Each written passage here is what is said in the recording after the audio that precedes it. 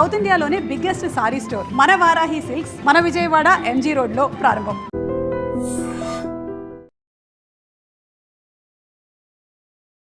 నమస్కారం, welcome to I dream. ధర్మ మార్గం విత్ విజిత కార్యక్రమానికి స్వాగతం.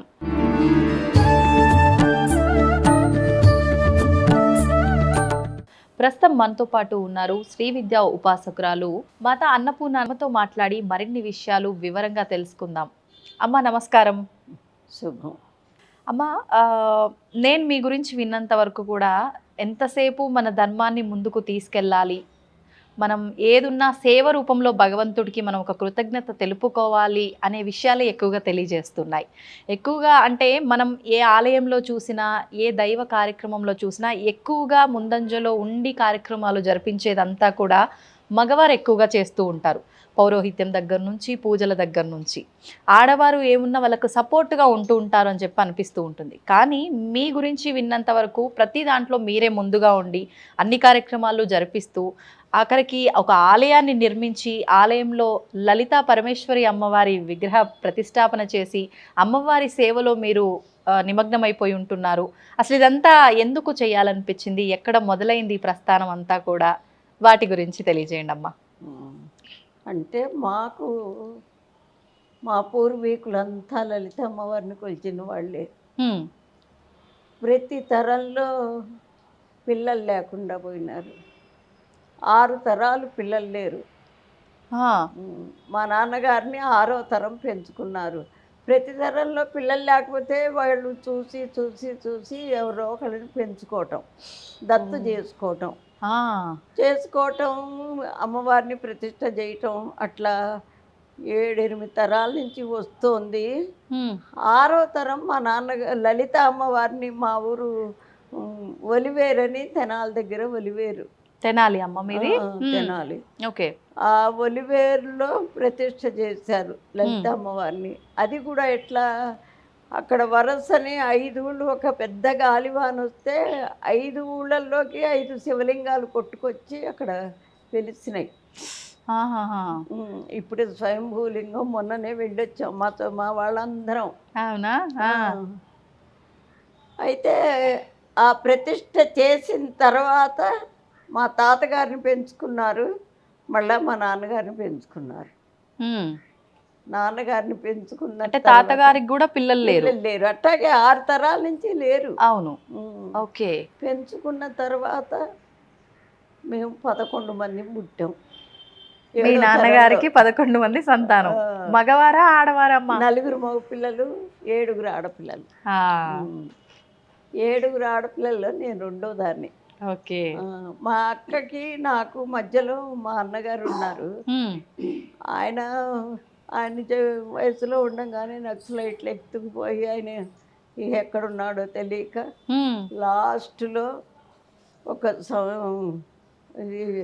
క్యాన్సర్ అటాక్ అయిన తర్వాత వాళ్ళు పంపించారు. 1 సంవత్సరం ఉండే ఆయన చనిపోయినారు. అంతకుముందు ఆయన ఇంటి నుంచి వెళ్ళే ముందు ఆయనకి 3 పిల్లలు. రెండో ఆయన పెద్ద ఆవిడ మా అక్కగారు. మా వంశం అందరిలోకి ఇప్పుడు 6 తరాలు కదా, 7వ తరంలో ఆవిడ పెద్ద ఆవిడ మా వంశం మొత్తంలో. ఆవిడ చాలా మహిమ గల ఆవిడ. ఇప్పటికి ఆవిడకి జనవరి 29కి 92వ సంవత్సరం వస్తుంది. ఓ, ఎక్కడ ఉంటారమ్మా ఆవిడ? అదే వైజాగ్ దగ్గర నర్సీపట్నం అని ఉంది. అక్కడి నుంచి తుని వెళ్ళే రోడ్లో బలిఘట్టం అని ఉంది. ఆ కొండ మీద ఆశ్రమం ఆవిడ కూడా. అంటే మాతాజీగా ఉన్నారా? ఉన్నారు. లక్ష్మీదేవి పంచాయతన్ దేవాలయం. బాగా కార్యక్రమాలు అవి బాగా జరుగుతాయి, బాగుంటుంది. ఆవిడ అట్లా. రెండో ఆయన మా అన్న అట్లా. ఇక నేను నా పిల్లవాడికి జబ్బు చేసి ఎక్కడ తిరిగినా అది నయంగాక ఎంతమంది డాక్టర్లకు చూపించి చివరికి ఈ దేవుణ్ణి నమ్ముకున్నాం. అసలు మా ఈ పిల్లల కోసం మా పెద్దలు అక్కడక్కడ రామ పట్టాభిషేకాలు, రాముల వారి గుడిని స్థాపించడం, లలిత అమ్మవారిని గుడి స్థాపించడం ఉమ్, ఇట్లా చేసి ఆ పూజల యొక్క ఫలితాన్ని వంశానికి ధారపోసారు. ఆహాహా. ధారపోయటం అంటే వీడు చేసిందంతా ఇప్పుడు ప్రతి పూజలోనూ ఏ తత్ఫలం లలితా పరమేశ్వరీ దేవి కరచరణారవిందమస్తు సుప్రీత సుప్రసన్న వరదో భవతు అని చేతిలో నీళ్లు అక్షింతలు వేసుకుని వదిలిపెడతారు. అమ్మవారి దగ్గర. ఆ, అట్లా మాకు ఈ వంశానికి పిల్లలు కావాలని ఆ ఫలితాన్నంతా వంశానికి ధారపోసారు. ఆహాహాహా. మీ అబ్బాయికి ఆరోగ్యం బాగలేదు అన్నారు, ఏం జరిగిందమ్మా? ఆరోగ్యం అంటే వాళ్ళకి అదేంటి జాండీస్ వచ్చినాయమ్మా. ఆ జాండీస్లో ఆ లివర్ గట్టి పడిపోయి సిరోసిస్ ఆఫ్ లివర్. అయితే ఎంతమంది డాక్టర్లకు చూపించినా ఎక్కడ తగ్గల. కాకపోతే ఇప్పుడు నేను ఎట్లా ఉన్నానో అట్లాగే వాడు అన్నం మానేసి అన్నం తినద్దు అన్నారు. ఉత్తగా ద్రవ పదార్థాలు, పండ్ల రసం, మరి బార్లీ, గ్లూకోజు, కొబ్బరి నీళ్ళు ఇట్లా. ఎంత నాకు 3 పిల్లలు, 2 మా పిల్లలు, 1 ఆడపిల్ల. ఏదన్నా పండగ వస్తే ఈ పిల్లవాడికి ఏమి పెట్టకుండా వాళ్ళకి చేసి పెట్టనా మిగిలిన వాళ్ళకి, వీళ్ళు తింటూ వాడు అట్లా ఉంటే ఎంత బాధ. లేదు వాడిని వీళ్ళని వదిలేసేసి వాడట్లా ఉన్నాడు కదా అని అసలు చెయ్యకుండా ఉండనా, ఈ పిల్లలు ఎంత బాధ. అట్లా 12 సంవత్సరాలు అనుభవించానమ్మా. 12 సంవత్సరాలు ఆ మందులు మాకులు అవ్వే. ఆ రోజుల్లోనే నెలకి ఒక 10,000 కూడా చాలేవి కాదు వాడి మందులకి, వాడి ఆ ద్రవ పదార్థాలన్నీ తాగడానికి చేయటానికి. ఎప్పుడమ్మా ఇదంతా? ఏ ఇయర్లో? 85 అనుకోండి. 85. దాదాపు 12 సంవత్సరాలు ఆరోగ్యరీత్యా ఇబ్బంది పడ్డాడు, దానివల్ల మీరు సతమతం అయ్యారు. అయినాను. ఉన్నవన్నీ అమ్ముకున్నాం, అర్చుకున్నాం, అన్నీ అయిపోయినాయి. వెండి బంగారం, ఇళ్ళు వాకిళ్ళు పొలాలు అన్నీ.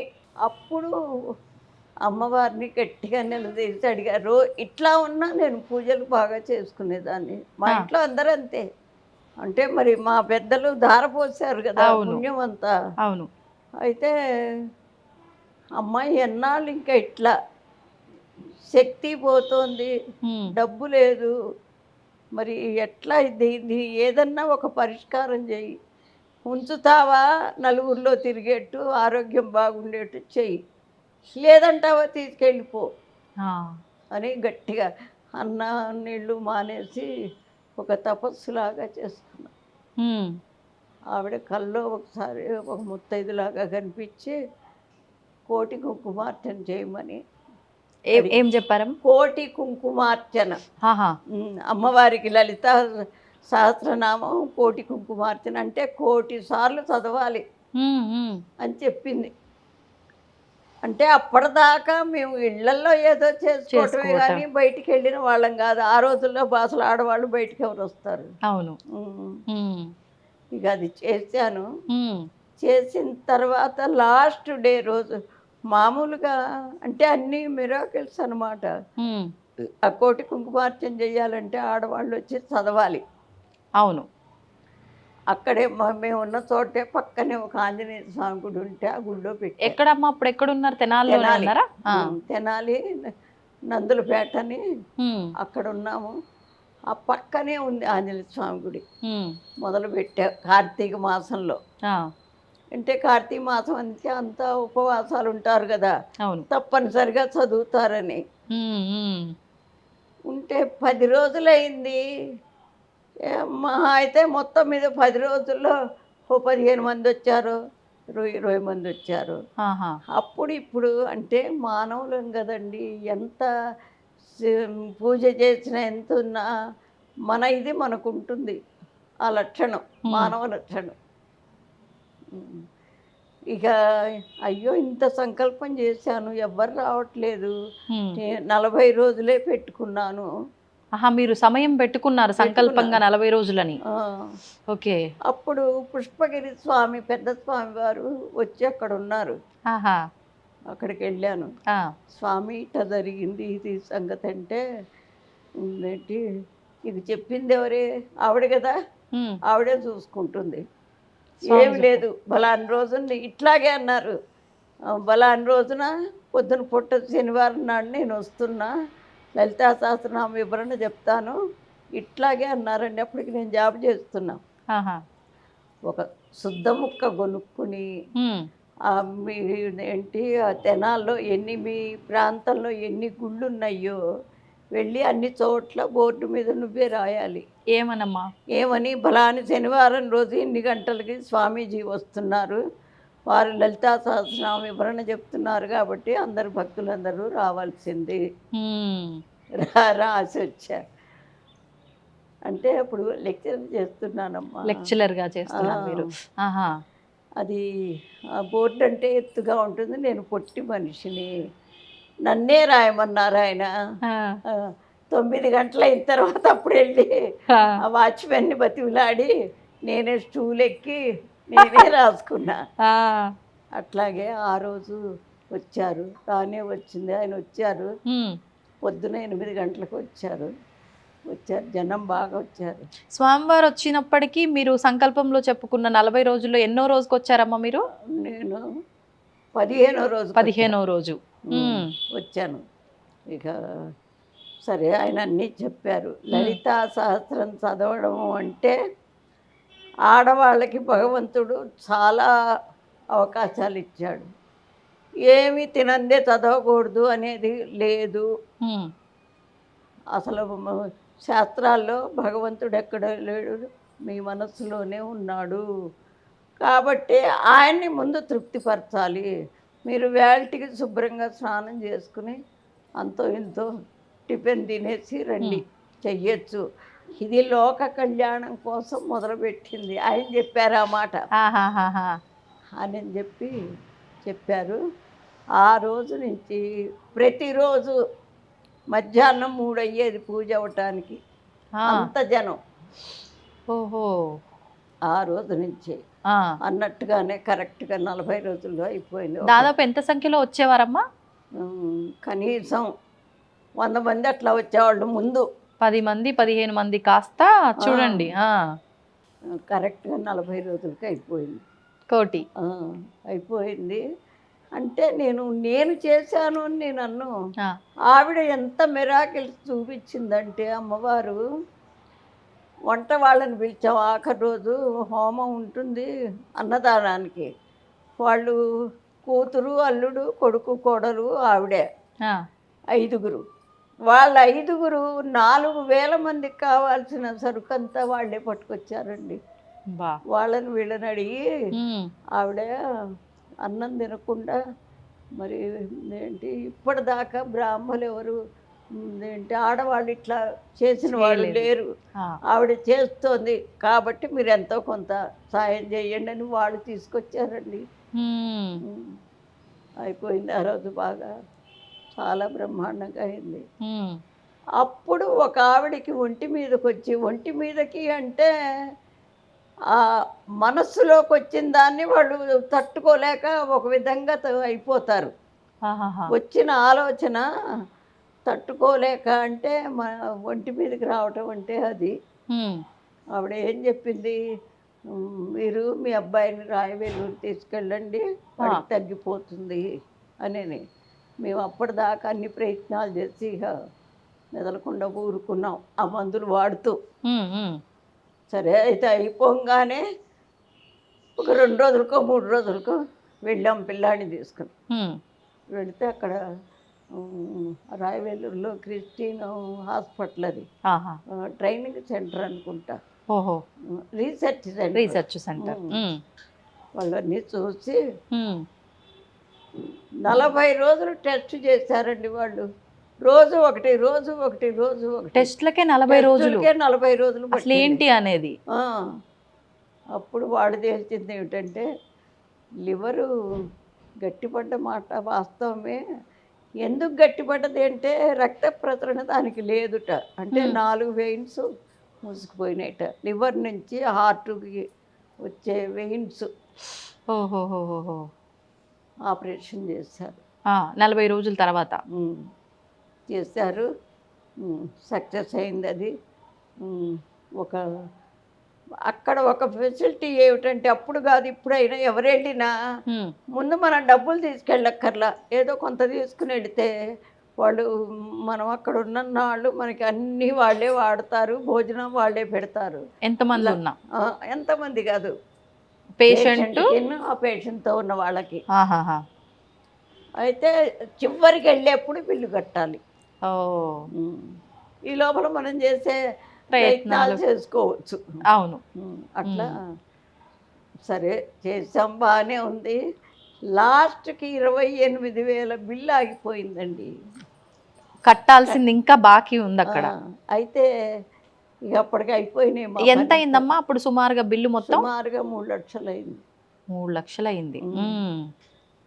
ఇక అప్పుడు రాజీవ్ గాంధీకి ఒక లెటర్ రాశా మీరు, స్వచ్ఛమైన తెలుగులో.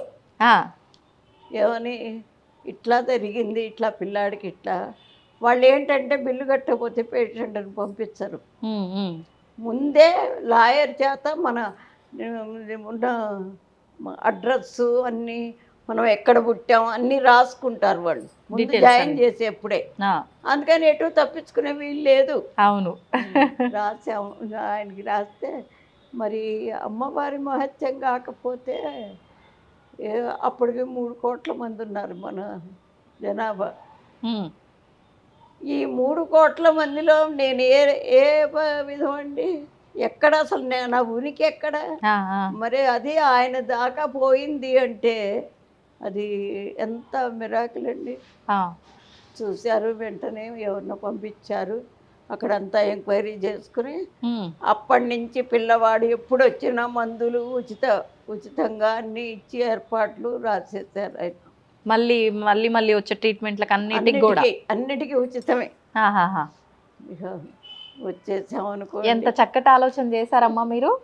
ఎలా వచ్చింది మీకు ఆలోచన అప్పుడు? అంటే నేను పార్టీలో తిరిగానండి. అందులో అప్పుడు కూడా మనకి స్వతంత్రం వచ్చేటప్పటికి ఆడవాళ్ళు పెద్దగా పాల్గొనలే. అందులో ఫస్ట్ మనకి ప్రధానమంత్రి ఆడమనిషి అయింది. అది నాకు చాలా సంతోషం. అంటే మీరు ఉన్నారు అప్పుడు స్వాతంత్రం వచ్చినప్పుడు? 35 పుట్టానమ్మా. 1937. నాకు అన్నీ, నేను కూడా దాంట్లో పాల్గొన్నా. మీరు 35లో పుట్టారు, 47లో వచ్చింది. అంటే మీరు మొత్తం అన్ని కార్యక్రమాల్లో ఇన్వాల్వ్ అయ్యి ఉన్నారు. సో స్వాతంత్ర సమర యోధురాలైతే. సంతోషం అమ్మ కలిసినందుకు నిజంగా. అయితే ఇక అట్లాగే మిరాకిల్గా చాలా మిరాకిల్స్ వచ్చినాయండి. ఎవరికైనా వస్తాయి, నేను అది ఖచ్చితంగా చెప్తా. ఎట్లా, ఇప్పుడు పిల్లవాడు ఎంత తెలివిగలవాడైనా చదివితే కదా అది వాడికి తెలివితేటలు ఉన్నది లేనిది తెలిసేది, పాస్ అయ్యేది. అవును, అట్లాగే ఈ దైవారాధనలో కూడా ఎంత తెలిసినా దాన్ని అనుకరించే పద్ధతిలో కనుక చేస్తే ఖచ్చితంగా అన్నీ వస్తాయి. భగవంతుడు అంటే అది మనకు కనపడినంత మాత్రం లేడు అనుకోవటానికి వీల్లేదు.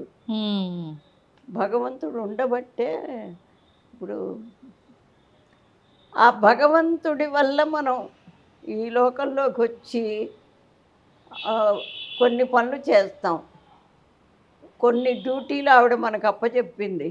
ఆ డ్యూటీలన్నీ మనం కరెక్ట్గా చేస్తే తప్పనిసరిగా భగవంతుడి యొక్క కృప మనకు ఉంటుంది. నువ్వు పుట్టించడం మట్టుకే ఇంకా నీదే ఉందిలే అనుకుంటే అది మాత్రం అసలు కుదరని పని.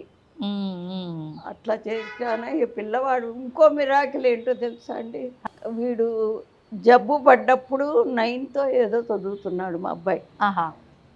ఇంటికి వచ్చిన తర్వాత సొంతగా చదువుకుని ఫస్ట్ ఆంధ్ర మెట్రికులేషన్ రాశాడు. అది అక్కడ యూనివర్సిటీ ఫస్ట్ సెకండ్ వచ్చాడు. తర్వాత ఇంటర్మీడియట్ చేర్పిస్తే జిల్లా ఫస్ట్ వచ్చాడు ఇంటర్మీడియట్లో. తర్వాత బిఎస్సి మ్యాథ్స్తో కాలేజ్ ఫస్ట్ వచ్చాడు. ఊరికే అన్నీ వచ్చాడు, అన్నీ చదువుతున్నాడు, బాగానే ఉంది. మరి వచ్చిన తర్వాత ఊరికే ఉండటం ఎందుకని మన ఎంసెట్ రాశాడు. ఆ, రాస్తే 74 ర్యాంక్ వచ్చింది. ఆ, వచ్చేసి తనకి మొదటి నుంచి బొమ్మలు వేయటం చాలా ఇది, ఆహా, అందుకని బీఆర్క్లో చేరాడు, ఆర్కిటెక్చర్. ఓకే. ఈ ఇళ్ళు అవన్నీ అవును. ప్లానింగ్ అంతా, అది కూడా మంచిగా పాస్ అయినాడు. తర్వాత పెళ్ళి అయింది. ఆపరేషన్ చేసినప్పుడు వాళ్ళు 8 ఏళ్ళు టైం ఇచ్చారు. ఎందుకమ్మా? ఎందుకంటే లోపల స్టంట్లు వేశారు. ఆ, ఆ, అవి మరి ఏమో అప్పటికి మళ్ళా ఏమవుతుందో ఇబ్బంది వస్తుందేమో అని నికరంగా వాళ్ళు మనకి గట్టి ఇది గ్యారెంటీ చెప్పలేదు. చెప్పల. ఆహాహా. అట్లాంటిదే 30 ఏళ్ళు బతికాడమ్మా. ఆ, 30 ఏళ్ళు బతికాడు, పెళ్లి చేసుకున్నాడు, 2 ఆడపిల్లలు. తర్వాత వెళ్ళిపోయినాడు ఆయన. అయ్యో. అట్లా అమ్మవారు మనస్ఫూర్తిగా చేస్తే మిరాకిల్స్ చాలా ఉంటాయి. అప్పుడు కాదు ఇప్పుడైనా అంతే.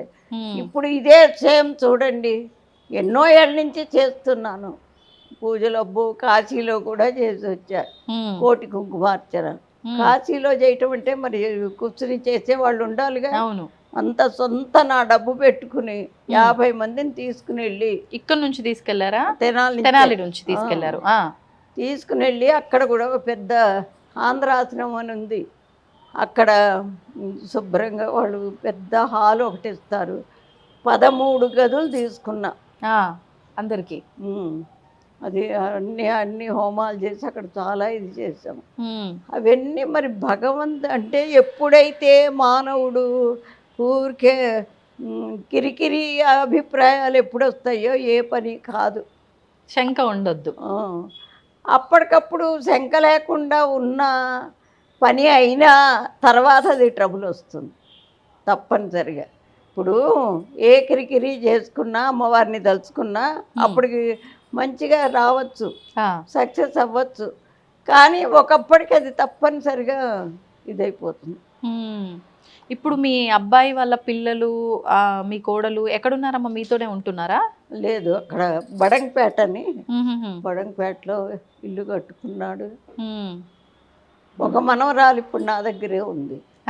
ఎందుకంటే తను ఎంఎస్సీ అనుకుంటా చేస్తోంది, ఇక్కడెక్కడో చేస్తోంది. ఇక్కడ దగ్గర అని నా దగ్గరే ఉంది. పెద్ద అమ్మాయి కూడా బీఆర్కు మా నాన్న చేసిందే నేను చేస్తానని చదివి తను కూడా అక్కడ మన చిలుకూరు పోయే దోవలో ఒక ఏదో కాలేజీ ఉంది, కాలేజీ ఫస్ట్ వచ్చింది తను. తనకి మొన్న మార్చిలో పెళ్లి చేసాం. పెళ్ళయింది, బాగానే ఉన్నారు వాళ్ళు. అందుకని భగవంతుణ్ణి నమ్మని వాడికి అప్పటికప్పుడు బాగున్నా తర్వాత ఇది తెలుస్తుంది. ఇప్పుడు మన పెద్దలు ఉన్నారండి, మీ ముత్తమ్మ గారిని మీరేమన్నా చూసారా? చూడలా. ఎవరో మీ అమ్మ చెప్పిందో, మీ నాన్నగారు ఎవరో చెప్పారు మా అమ్మగారు ఇట్లా ఉంటారు అట్లా అని ఓ ఫోటో చూపిస్తారు. నమ్ముతామా నమ్మమా? నమ్ముతాం. అట్లాగే భగవంతుడు కూడా ఫోటోలు పెట్టుకునేది ఎందుకు? వాళ్ళు ఇలా ఉంటారు ఇలా ఉంటారు, ఈ గొప్ప పనులు చేశారు అనేది చెప్తుంటే ఖచ్చితంగా నమ్మటము అంటే ఏదో పూజలు చెయ్యాలి అది ఇది అని కాదు. మనల్ని సృష్టించిన తల్లి అక్కడ ఉన్నది అనేది ఒక మనస్ఫూర్తిగా నమ్మితే ఖచ్చితంగా వాళ్ళకి ఏ ఇబ్బందులు ఉండవు. ఓకే. ఇప్పుడు మీరు అంటే అమ్మవారి దగ్గర మీరు ఫైట్ చేయడము, మీ బాధని చెప్పుకోవడం వల్ల అమ్మవారు మీకు ఆ కోటి కుంకుమార్చన, లలిత సహస్రనామార్చన చేయమనటము, మీరు అదంతా చక్కగా ఆచరించడము, తర్వాత ఇదంతా చాలా చక్కగా జరిగింది. కొన్ని మిరాకిల్స్ కూడా జరిగాయి. తర్వాత మీరు ఈ ఆలయం కట్టించాలని కానివ్వండి, మళ్ళీ హైదరాబాద్కు రావటము, ఇవన్నీ ఎలా జరిగాయమ్మా? అప్పుడు పిల్లవాడు ఎప్పుడైతే అమ్మా నువ్వు వాడిని సవ్యంగా ఉంచి అందరిలో తిరిగేట్టు చేస్తే సరి, అట్లా కనుక జరిగితే నా జీవితం మిమ్మల్ని ప్రతిష్ట చేసి నా జీవితం మీ సేవలో గడుపుకుంటాను అని ఒట్టు పెట్టాను. అప్పుడే పెట్టాను. సరే, ఆవిడ చేయాల్సిందంతా చేసిందంతా బాగానే ఉంది. మరి మాట అన్నందుకు అందులో భగవంతుడి దగ్గర మాట. అవును. అందుకని ఇక్కడికి ఎట్లా వచ్చామంటే ఈ పిల్లలందరూ చదువులు అయిపోయినాయి, అమ్మాయికి పెళ్లి చేసాము, చిన్న అబ్బాయికి కూడా పెళ్ళి అయిపోయింది, వాడు ఉద్యోగం ఇక్కడే, పెద్ద అబ్బాయి కూడా ఇక్కడే ఉద్యోగం. ఇక అందువల్ల మేము ఇక్కడికి రావాల్సి వచ్చింది. వచ్చినా నేను ఈ మాట అన్నా కదా, అవును, అందుకని అది మనసులో ఉంటూనే ఉంది. మరి ఇంత సిటీలో మనకి గుడి కట్టుకోవటానికి స్థలం ఎట్లా కొనుక్కోవాలంటే ఏ మూలకో వెళ్ళాలి. సెంటర్లో కనుక కడితే కట్టినందుకు నా కోరిక తీరుతుంది, తర్వాత భక్తులకి వాళ్ళకు ఒక దోవ ఏర్పాటు చేసి, నేను ఏ పని చేసినా నా స్వార్థం నా ఇది చూసుకోనండి, ఫర్దర్ వాళ్ళకి ఒక ఉపయోగకరము అవును అని అట్లా అనుకుని. ఏ సంవత్సరంలో వచ్చారమ్మా హైదరాబాద్కి? 96లో వచ్చారు. అట్లా చేసుకుని నెమ్మదిగా ఇది ఏం ఒక రోజు 2 రోజులు 25 ఏళ్ళు అయింది. 25 ఏళ్ల నుంచి ఏదో ఒకటి కడుతూనే ఇప్పటికైనా ఇంకా ఉన్నాయి. మొన్ననే ఇప్పుడు విగ్రహాలు అవి వేయించి ఆర్చీలు కట్టి ఆర్చిలో ఇప్పుడు ఇక్కడ కట్టి ఇది 25 years అవుతుందా అమ్మా? మీరు హైదరాబాద్ రాగానే ఇప్పుడున్న ప్లేస్కే వచ్చారా ఎట్లా? ఇప్పుడు అబ్బాయి వాళ్ళు ఇక్కడ ఉండేవాళ్ళు, సంగీత నగర్ అని, అక్కడ ఉంటున్నాము. అక్కడ ఉంటూ నాకు ఈ వార్డు కౌన్సిలర్ గారు పరిచయం అయితే, ఇట్లా ఒక హనుమంతుడు కనపడితే ఆయన వెంబడి వెళ్ళటం, అక్కడ ఒక గుడి చూడటం, ఆ గుడిలో ఉండటం, అప్పటి నుంచి కాస్త 1 సంవత్సరం 2 ఏళ్ళు అట్లా అని అయిన తర్వాత ఇక్కడికి వచ్చాను. ఆ కౌన్సిలర్ గారు చూపించారు. ఇది ముందు హనుమంతుని గుళ్ళో చేసేవారు అంటే అక్కడ సేవ చేసేవారా? ఇక్కడలాగా పూజలు అన్ని చేసేవారా? చేసేదాన్ని. నాకు ఆ మధ్యలోనే మా ఊళ్ళో ఉన్న, ఇప్పుడు మనస్సు బాగుండకపోతే ఏదో ఒక పనిలో నిమగ్నం అయితే ఖచ్చితంగా ఒక ప్రశాంతత వస్తుంది. అట్లాగే మరి ఇంత పిల్లాడు ఇట్లా అయినాడు అనుకుంటే అప్పుడు చదువుకున్నా నేను. చిన్నప్పుడు చదువుకోలే, చిన్నప్పుడు 6వ తరగతి మటుకే ఎడ్లపల్లిలో ఉండేవాళ్ళం. నేను మా నానమ్మ వాళ్ళ దగ్గర ఉండేదాన్ని. ఎందుకంటే నా తర్వాత చెల్లెలు 1 సంవత్సరం 1 నెల తిన్నది. ఓహో, అవటాన పాలనలతో పడతారని మా నాన్నమ్మ తీసుకెళ్ళారు నన్ను. తీసుకెళ్తే అక్కడ 11 ఏళ్ళు పెరిగాను. 6వ తరగతి దాకా చదివా. తర్వాత మా తాతగారు చనిపోయినారు. తాతగారు అంటే నాన్న అన్నమాట. చనిపోయిన తర్వాత ఇక మళ్ళా అమ్మగారింటికి వచ్చేసేసారు. ఎందుకంటే నానమ్మని మా బాబాయ్ తీసుకెళ్ళిపోయినారు, హైదరాబాద్లో ఉండేవారు. ఓహోహోహో. ఇక ఆవిడని తీసుకెళ్ళిన తర్వాత ఇంటికి వెళ్ళాను. 2 ఏళ్ళు ఉన్నాను, లేదో పెళ్లి చేసేస్తారు. 13వ ఏడు వచ్చింది, పెళ్లి చేశారు. 13వ ఏడే పెళ్ళి అయిపోయింది మీకు? 14 వచ్చేసరికి మా అబ్బాయి పుట్టాడు, పెద్ద అబ్బాయి. ఈ అబ్బాయి ఇప్పుడు మీరు ఆరోగ్యం బాగోలేదని చెప్పిన అతను 14వ ఏటే. 15, 16 లేదు ఇంకొక అమ్మాయి, 17, 18 లేదు ఒక అమ్మాయి, 21 వచ్చేసరికి ఇప్పుడున్న అబ్బాయి పుట్టేసి ఇక అంత మటుకు అయ్యి ఇక వాళ్ళని చూసుకుంటూ ఇంట్లో పూజ చేసుకుంటూ ఇంకా నెమ్మదిగా హిందీ చదవటం మొదలుపెట్టి. ఎందుకమ్మా హిందీని ఎందుకు చదవడం? అంటే మరి అప్పటికి ఇంగ్లీష్, అప్పుడు 6th క్లాస్లో అక్షరాలు నేర్పారు మాకు. అప్పుడు అట్లుండేది, ఇంగ్లీష్ ఉండేది కాదు. 5వ తరగతి దాకా అంతా తెలుగు. 6వ తరగతికి వస్తే ఇంగ్లీష్ అక్షరాలే. అంత మటుకి 1 సంవత్సరం వల్ల అవే ABCDలు అంతే. 7వ తరగతికి వస్తే అప్పుడు పదాలు, చిన్న పదాలు. అది చదవటం కష్టమేమో అనుకుని నేను దానిలోకి పోకుండా హిందీ చదివాను. ఆ హిందీ నెమ్మదిగా, అది కూడా ఒక మిరాకిల్. ఏంటమ్మా? మా వారికి తెలియకుండా చదివా, ఆయనకి ఇష్టం ఉండదు, నేను తెలియకుండా చదివా. ఆయన కూరగాయలది కమిషన్ కొట్టు పెట్టుకున్నారు. చీకటితో 5ంటికి వెళ్ళేవారు, మధ్యాహ్నం 2ంటికి వచ్చేవారు. ఈ లోపల పిల్లల్ని బడికి పంపించడం, నేను ఈ పని చేయటం. ఇంట్లోనే చదువుకునేవారా అమ్మ మీరు? మీరు నేర్చుకోవడానికి బయటికి వెళ్ళేవారా? వెళ్ళేదాన్ని. సర్వోదయ కేంద్రం అని ఉంది, వినోబా భావే గారు పెట్టింది. దాంట్లో చదువుకుంటూ ఎంత ఒక గంట గంటన్నర. ఆ. 10ంటికి వెళ్ళేదాన్ని, 11:30కి వచ్చేదాన్ని. వచ్చిన తర్వాత ఆయనకి వంట చేసేదాన్ని. ఆ. ఉమ్.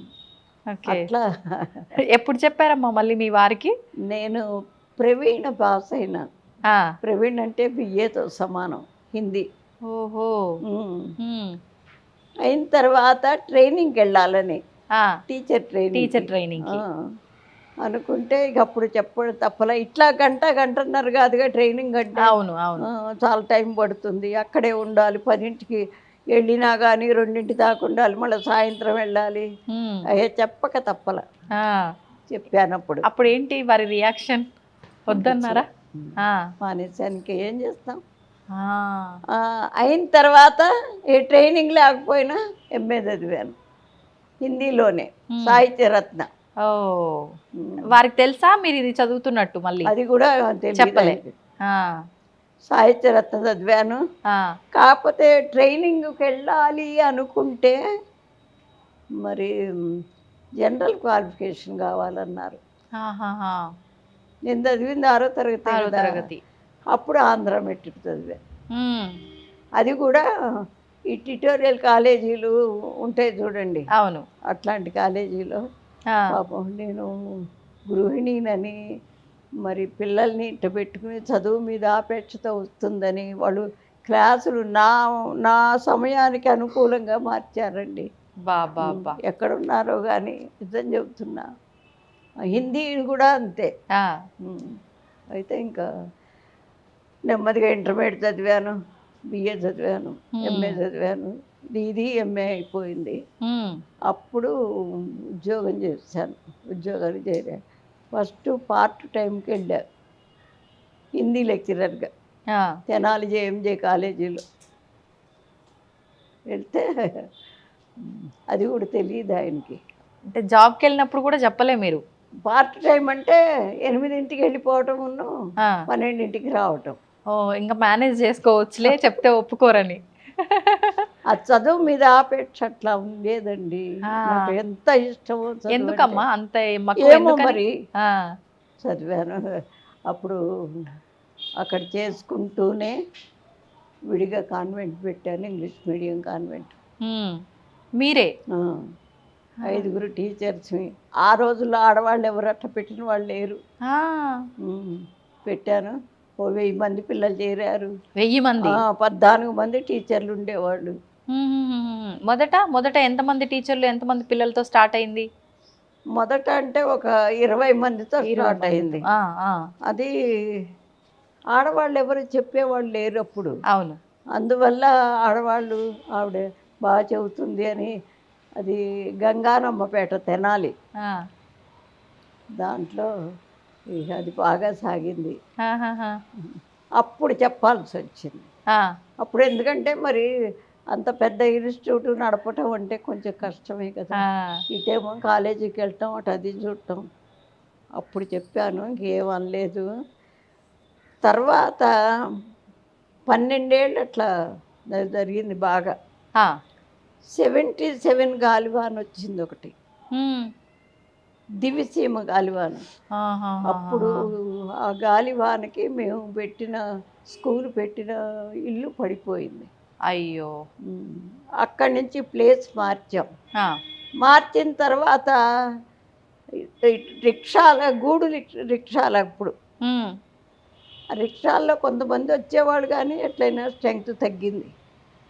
ఎందుకంటే దూరంగా ఉండేదా? చాలా దూరంగా. అంటే ఇప్పుడంటే అందరూ ఇస్తున్నారు, కానీ అప్పుడు అమ్మో పిల్లలకి ఇస్తే ఇల్లు పాడు చేస్తారు, అది చేస్తారు, ఇది చేస్తారు అని డబ్బు దొరికేది కాదు. Okay okay. అట్లా నడిపాను. తర్వాత ఎవరు లేని అన్నదమ్ములు 2 చదువుకున్నారు కానీ ఉద్యోగాలు రాలే, వాళ్ళకి ఇచ్చేసారు, మీరు నడుపుకోండి అని. ఉద్యోగాలు లేవు వాళ్ళకని మీరు ఇచ్చేసారు నడుపుకోమని. అది కూడా ఎందుకు అంటే మా అమ్మాయికి అప్పటికే నాకు పెళ్ళైనట్టే అమ్మాయికి కూడా 15 ఏట చేసేసా. ఆవిడకి జాండీస్ వచ్చినాయి అమ్మాయికి. అంటే ఫస్ట్ ప్రెగ్నెన్సీ రాగానే జాండీస్ వచ్చినాయి. అప్పుడు డాక్టర్ గారు ఏమన్నారంటే, అమ్మ రోజు అబ్జర్వ్ చేయాలి మీరు, ఆవిడ హాస్పిటల్లో చేర్పించండి అని చెప్పారు. ఓకే. ఓకే. చెప్పి ఆ డాక్టర్ గారు ఇప్పుడు ఏదో సామెత చెప్పినట్టు ఇంట్లో నుంచి బయటికి రాని దాన్ని హ్మ్. ఇక నాకు ఎవరు కనపడితే వాళ్ళతో స్నేహం చేయటం, వాళ్ళకి కావాల్సినవన్నీ అమర్చడం, హ్మ్. అట్లా అప్పుడు ఆడవాళ్ళ దెబ్బను బయటికి వెళ్ళేవాళ్ళు కాదు. అదే. హ్మ్. అట్లా ఉంటాను. డాక్టర్ గారు కూడా బాగా పరిచయం. ఎవరు పల్లెటూళ్ళలో ఉండి బస్తీకి వచ్చాం కదా, అవును. ఆ పల్లెటూరు నుంచి ఈ జనం వచ్చేవాళ్ళు. అందులో మా వారిది కూరగాయలది వ్యాపారం. వ్యాపారం. ఆ కూరగాయలు తీసుకుని వచ్చేవాళ్ళు రైతులు. ఆ! మరి హాస్పిటల్కి వెళ్ళాలి వదినమ్మా అనేవాళ్ళు. ఆహా! వాళ్ళని తీసుకెళ్ళటం అట్లా డాక్టర్ గారు బాగా పరిచయం అయ్యి ఆహా! బావమరుదులు కొడాలి వీరయ్య గారు, వీర రాఘవ గారు అని ఆహాహాహా! ఆయన చెప్పారు. అమ్మా ఆయన పక్క రోడ్లో రూమ్స్ ఉండేవి డాక్టర్ గారివి. అక్కడెక్కడన్నా మీరు ఒక ఇల్లు తీసుకుని ఉండండి, నేను రూమ్స్కి వస్తా కాబట్టి వచ్చి చూసిపోతాను అమ్మాయిని, ఇక్కడ చేర్చడం అంటే మీకు ఇబ్బందేనని చెప్పారు ఆయన. అట్లాగే అక్కడ ఒక ఇల్లు తీసుకుని అందులో చేరి అప్పుడు ఆ పిల్లలకి ఇచ్చేసి ఆ స్కూలు దీనికి దానికి నడవక. ఓహ్! అవతల కాలేజీ ఉంది నాకు, ఆ! అవును. మరి ఇది మళ్ళీ అవును. పిల్లకి ఇట్లా అది ఇవన్నీ చూసుకోవడం ఇంకా ఇబ్బంది అవుతుంది అని అని చెప్పి అది ఇచ్చేసేసారు. హ్మ్. అమ్మ మీరు ఒక మాట చెప్పారు. మీ బాబుకు బాగోలేని టైంలో నేను ఎలాగైతే ఆహారం తీసుకోనో వాడిని కూడా అలాగే ఉంచాల్సొచ్చింది ద్రవ పదార్థాలతో అని చెప్పి. మీరెందుకు తీసుకోవట్లేరమ్మా ఆహారం? నేను శ్రీ విద్యాపరురాల్ని. హ్మ్. అసలు మానవుడికి ప్రతిబంధకం ఏది అంటే ఆహారమే. హ్మ్. ఏ పని చేసినా ముందు ఆ తినడం కోసమే చేస్తారు. మంచి చేయనివ్వండి, చెడు చేయనివ్వండి, అవును. చదువుకోనివ్వండి, కష్టపడినివ్వండి, ముందు అది ఆలోచిస్తారు ప్రతి వాళ్ళు. హ్మ్. ఇది జీవితానికి ప్రతిబంధకం అవుతుంది. హ్మ్. అదీగాక ప్రతి సంవత్సరం మన ఒక్కొక్క రాష్ట్రంలో ఈ సర్వోదయ సమ్మేళనం లేడీస్కి జరిగేది. ఆ! మా మాస్టారు అందరినీ ఇచ్చి నన్ను పంపించేవారు. బయటికెళ్ళి తినే అలవాట్లు లేవు, హ్మ్. ఎవ్వరిళ్ళల్లో తిని ఎరగవు. హ్మ్. మరి అటంత దూరం వెళ్ళినప్పుడు తినాల్సి వస్తుంది. బయట. ఉమ్. హ్మ్. ఇది పని కాదనుకుని ఏదో పళ్ళు పాలు దాంతో అయిపోయేది. ఆ! అదీగాక నేను మంత్రశాస్త్రం నేర్చుకున్నాను. మంత్రశాస్త్రానికి కొన్ని రూల్స్ ఉంటాయి. ఎటువంటి రూల్స్ అమ్మా? ఎటువంటివి అంటే ఇప్పుడు మా గురువుగారు చెప్పారు ఒక మాట. ఒక పంతులు గారు ఒకళ్ళ ఇంటికి భోజనానికి పిలిస్తే వెళ్ళారట. వెళితే అక్కడ భోజనం అది చేశాడు, వచ్చి పడుకున్నట్ట. పడుకుంటే ఆ పంతులు గారి భార్య పలానా చోట భోజనానికి వెళ్ళారు కదా, ఏమి ఇచ్చారు వాళ్ళు, వెండి బంగారాలు కూడా ఇచ్చేవాళ్ళు వెనక హ్మ్. అని సంచి తీసి చూసిందట. హ్మ్. చూస్తే అందులో వెండి చెంబు ఉంది. హ్మ్. అమ్మో మా ఆయనకి వెండి చెంబు ఇచ్చారు వాళ్ళని చాలా సంతోషపడ్డది. ఆ! ఆయన లేచేదాకా ఉండి అడిగిందిట. ఆ! అడిగితే ఆయన లేచి లేవగానే కాసిన మంచినీళ్ళు తాగి ఏంటి టవల్ పైన వేసుకుని ఏది ఇటు తీసుకురావే అన్నట్ట. ఆ! తీసుకొచ్చి ఇస్తే అది తీసుకుని వెళ్ళిపోయి మధ్యాహ్నం వెళ్ళిన వాళ్ళ ఇంటికి వెళ్ళి, హ్మ్. అమ్మ మర్చిపోయి మీ వెండి చెంబు నా సంచిలో పెట్టుకుని వెళ్ళిపోయాను హ్మ్. అని చెప్పి తిరిగి ఇచ్చేసాట. ఇచ్చేస్తే అది ఎందుకు అంటే అట్లా జరిగింది, ఎందుకు తీసుకొచ్చాడు ఈ పంతులు గారు అంటే అడిగట్ట ఆవిడని. హ్మ్. అమ్మ మీ ఆయన ఏం చేస్తారు, మీరు తెచ్చిన సరుకులన్నీ మీరు కొనుక్కొచ్చారా, ఎక్కడన్నా అప్పు తెచ్చారా అని అడిగట్ట. ఆ! అంటే సన్న బియ్యం అని పక్క వాళ్ళ ఇంటో తీసుకున్నానండి అన్నదట. ఆ! పక్కవాడు ఒక దొంగట. ఎవరింట్లోంచి వీళ్ళైతే అప్పుగా తెచ్చుకున్నారో ఆ ఇంటతను. దొంగ. ఆ! అయితే ఆ దొంగతనం చేసి తీసుకొచ్చిన డబ్బుతో ఆ బియ్యంతో వండి పెట్టటాన ఈయనకి ఆ దొంగ బుద్ధి వచ్చింది. ఓహ్! ఆహారం తిన్నందువల్ల. ఉమ్. వచ్చి నిద్రపోయలేసరికి అరిగిపోయిందిగా, అప్పుడు బాగా స్ట్రైక్ అయింది, అయ్యో నేను పొరపాటు చేశానని. హ్మ్. అందుకని మంత్రోపదేశమైన వాళ్ళు ఎవ్వరూ కూడా బయట ఎక్కడా తినకండి అని చెప్పి ఆయన బాగా డీప్గా చెప్పారు. హ్మ్. అప్పటి నుంచి ఇక మానేశాను అట్లా. ఏ సంవత్సరంలో అమ్మ? మీకు ఎన్ని సంవత్సరాలు ఉన్నాయి అప్పుడు? 38. మీరు 38 సంవత్సరాలు అప్పుడు. ఇప్పుడు ఎంత అమ్మ మీ వయసు? 88. దాదాపు ఒక 50 సంవత్సరాల పైనే అయింది అనుకుంటా అయితే. అంటే అసలు ఏం తింటారమ్మా కంప్లీట్? బయటి ఫుడ్ అంటే ఇంట్లో ఫుడ్? ఫుడ్ తిన్ను కదా అసలు. అసలు ఆ ఫుడ్ లేకపోతే ఇది రాదు కదా, ఈ ఆలోచనే రాదు. తినాలి, బయటికి కొనుక్కొచ్చుకోవాలి, వాడు పిలిస్తే వెళ్ళాలి, ఫుడ్ రాదు కదా. కానీ ప్రాణం నిలబడడం కోసం ప్రాణం నిలబడుతోందిగా. ఎలా సాధ్యపడుతుందమ్మా అట్లా? పొద్దున్నే కాఫీ తాగుతానమ్మా. మరి 11, 12ంటికి ఇక్కడ అమ్మవారి పూజ అయిపోయిన తర్వాత ఆ తలుపు వేసేటప్పుడు అమ్మవారి దగ్గర ఏమన్నా పళ్ళు ఉంటే తిని ఆ తీర్థం దాగి వెళ్ళిపోతాను. వెళ్ళిపోయిన తర్వాత అక్కడ అన్నదానం జరుగుతుంది, అదంతా అయిపోయి శుభ్రంగా పడుకుంటా. నిద్రపోయి లేచిన తర్వాత పళ్ళ రసం గ్లాస్ తాగుతాను. అది లేకపోతే ఏ పాలు కాఫీయో ఏదో. మళ్ళీ రాత్రి పడుకోబోయేప్పుడు గ్లాస్ పాలు తాగుతాను. కాఫీయో టీయో పాలు, లేదంటే ఒకసారి జ్యూసు, అది కూడా ఉంటే, లేదంటే లేదు. ఒక పండు నేను తాగాలి అని తెప్పించుకోవటం కాదు, అమ్మవారికి పెట్టింది అయితేనే తాగుతా. కానీ అమ్మ 3 పూటలు తినాల్సిందే, మధ్యలో ఒక్క పూట తినాల్సిన టైం కాస్త ఆలస్యం అయితేనే కళ్ళు తిరిగి అంత గందరగోళం అయిపోతుంది. అసలు అట్లా ఎట్లా ఉండగలుగుతున్నారమ్మా? మొదట్లో కూడా ఏమి ఇబ్బంది అనిపించలేదా మీకు? అంటే ఎప్పుడు పూజలు చేసేదాన్ని కదా, అది ఉపవాసాలు ఇస్తారు బ్రాహ్మలు. బ్రాహ్మలు ఎప్పుడు కూడా ఉపవాసం ముందు ఉంటారు, అట్లా అలవాటైపోయింది. అంటే ప్రత్యేకించి ఏదో కోరిక మేరకు సంకల్పం కోసము పెట్టుకోలే మీరు, స్వామివారు అలా చెప్పటం వల్ల మీరు మంత్రసిద్ధి తీసుకున్నప్పుడు ఇంకా అప్పటి నుంచి కంటిన్యూ చేస్తున్నారు అంతే. అంటే అసలు రైస్ అంతకు ముందైనా తినేవారా మీరు? తినేదాన్ని, అప్పుడైనా ఒక్క పూటే అంతే. ఊరికే మా రోజుల్లో మాకు కాఫీలు ఏం లేవు, టీలు ఏం లేవు, పిల్లలకి లేవు. ఆయన కూడా ఆయన 90 ఏళ్ళు వచ్చిన కాఫీలు టీలు లేవు. నా చిన్న కొడుకు కాఫీ కానీ టీ కానీ ఇప్పుడు జాబ్ చేస్తున్నాడు కదా, అక్కడ ఫంక్షన్స్ అయినా అసలు ఏమి అలవాటు మాకు. అసలు మా ఇంట్లో కాఫీ అది అలవాటు లేదు. హైదరాబాద్ వచ్చిన తర్వాత కాఫీ తాగటం అలవాటైంది. Okay okay. అది అమ్మ, ఇప్పుడు ఈ మధ్యకాలంలో మీరు ముందరే అన్నట్టు మనం మామూలుగా మాట్లాడుకున్నప్పుడు మీరు ఒక మాట అన్నారు, ఇప్పుడు అంతా కూడా డబ్బు ఆరోగ్యం వీటిపైన వెళ్తోంది సమాజం అంతా కూడా, మంచి ఇదంతా విచక్షణ లేదు అన్నట్లుగా మాట్లాడారు. ఇప్పుడు ఆహారం తినడం సమయం కాస్త లేట్ అయినా, తీసుకునే ఆహారం కొంచెం అటు ఇటు అయినా వెంటనే లోపల ఏదో ఒక ఇబ్బంది, గ్యాస్ట్రిక్ ప్రాబ్లమో, కడుపు నొప్పో, తినకపోయినా నొప్పి వస్తుంది. మరి మీకు అవన్నీ ఏ ఇబ్బంది లేదమ్మా? ముందు నుంచి ఎప్పుడు కూడా ఏ ఇబ్బంది లేదు? ఏమి లేవు అసలు. నాకు ఆఖరికి ప్రెగ్నెన్సీ అప్పుడు కానీ, మరి డెలివరీ అయిన తర్వాత కానీ అట్లాంటివి ఏమీ లేవు. Okay okay. ఇప్పుడు 4-5 ఛానల్స్కి ఇంటర్వ్యూ, ఇదే ఇంటర్వ్యూ జనాలు చూసే అనుకుంటున్నారు మరి. అదే కదా. అంటే ఇప్పుడు దాదాపు మీరు ఎన్ని సంవత్సరాలు అయింది? 50 సంవత్సరాలు చిల్లర, అంటే 52, 53 సంవత్సరాలు, 55 ఏళ్ళు అయింది. 55 సంవత్సరాల నుంచి అసలు ఓన్లీ లిక్విడ్స్ తోనే ఉంటున్నారు మీరు, అంతే, ఇంత యాక్టివ్గా. నిజంగా ఇది పెద్ద మిరాకిల్ అమ్మా.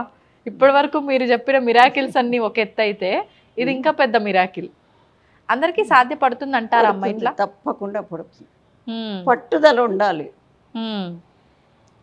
ఏదైనా సరే పట్టుదల అంటే మనం సాధించలేదు అసలు ఏమీ లేదు.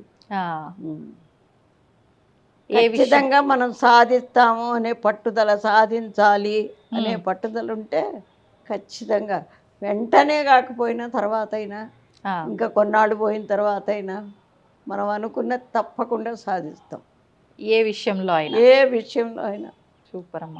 అసలు మీకు ఆకలి వెయ్యదు, ఏదో అమ్మవారి నైవేద్యము, ఆ ప్రసాదంగా ఆ పండు, ఆ లిక్విడో ఏదో ఒకటి తీసుకుంటున్నారు అంతే. అది కూడా ఆకలి వేసి కాదు, అమ్మవారి ఆకలి పోయింది, ఎప్పుడో పోయింది. ఓకే.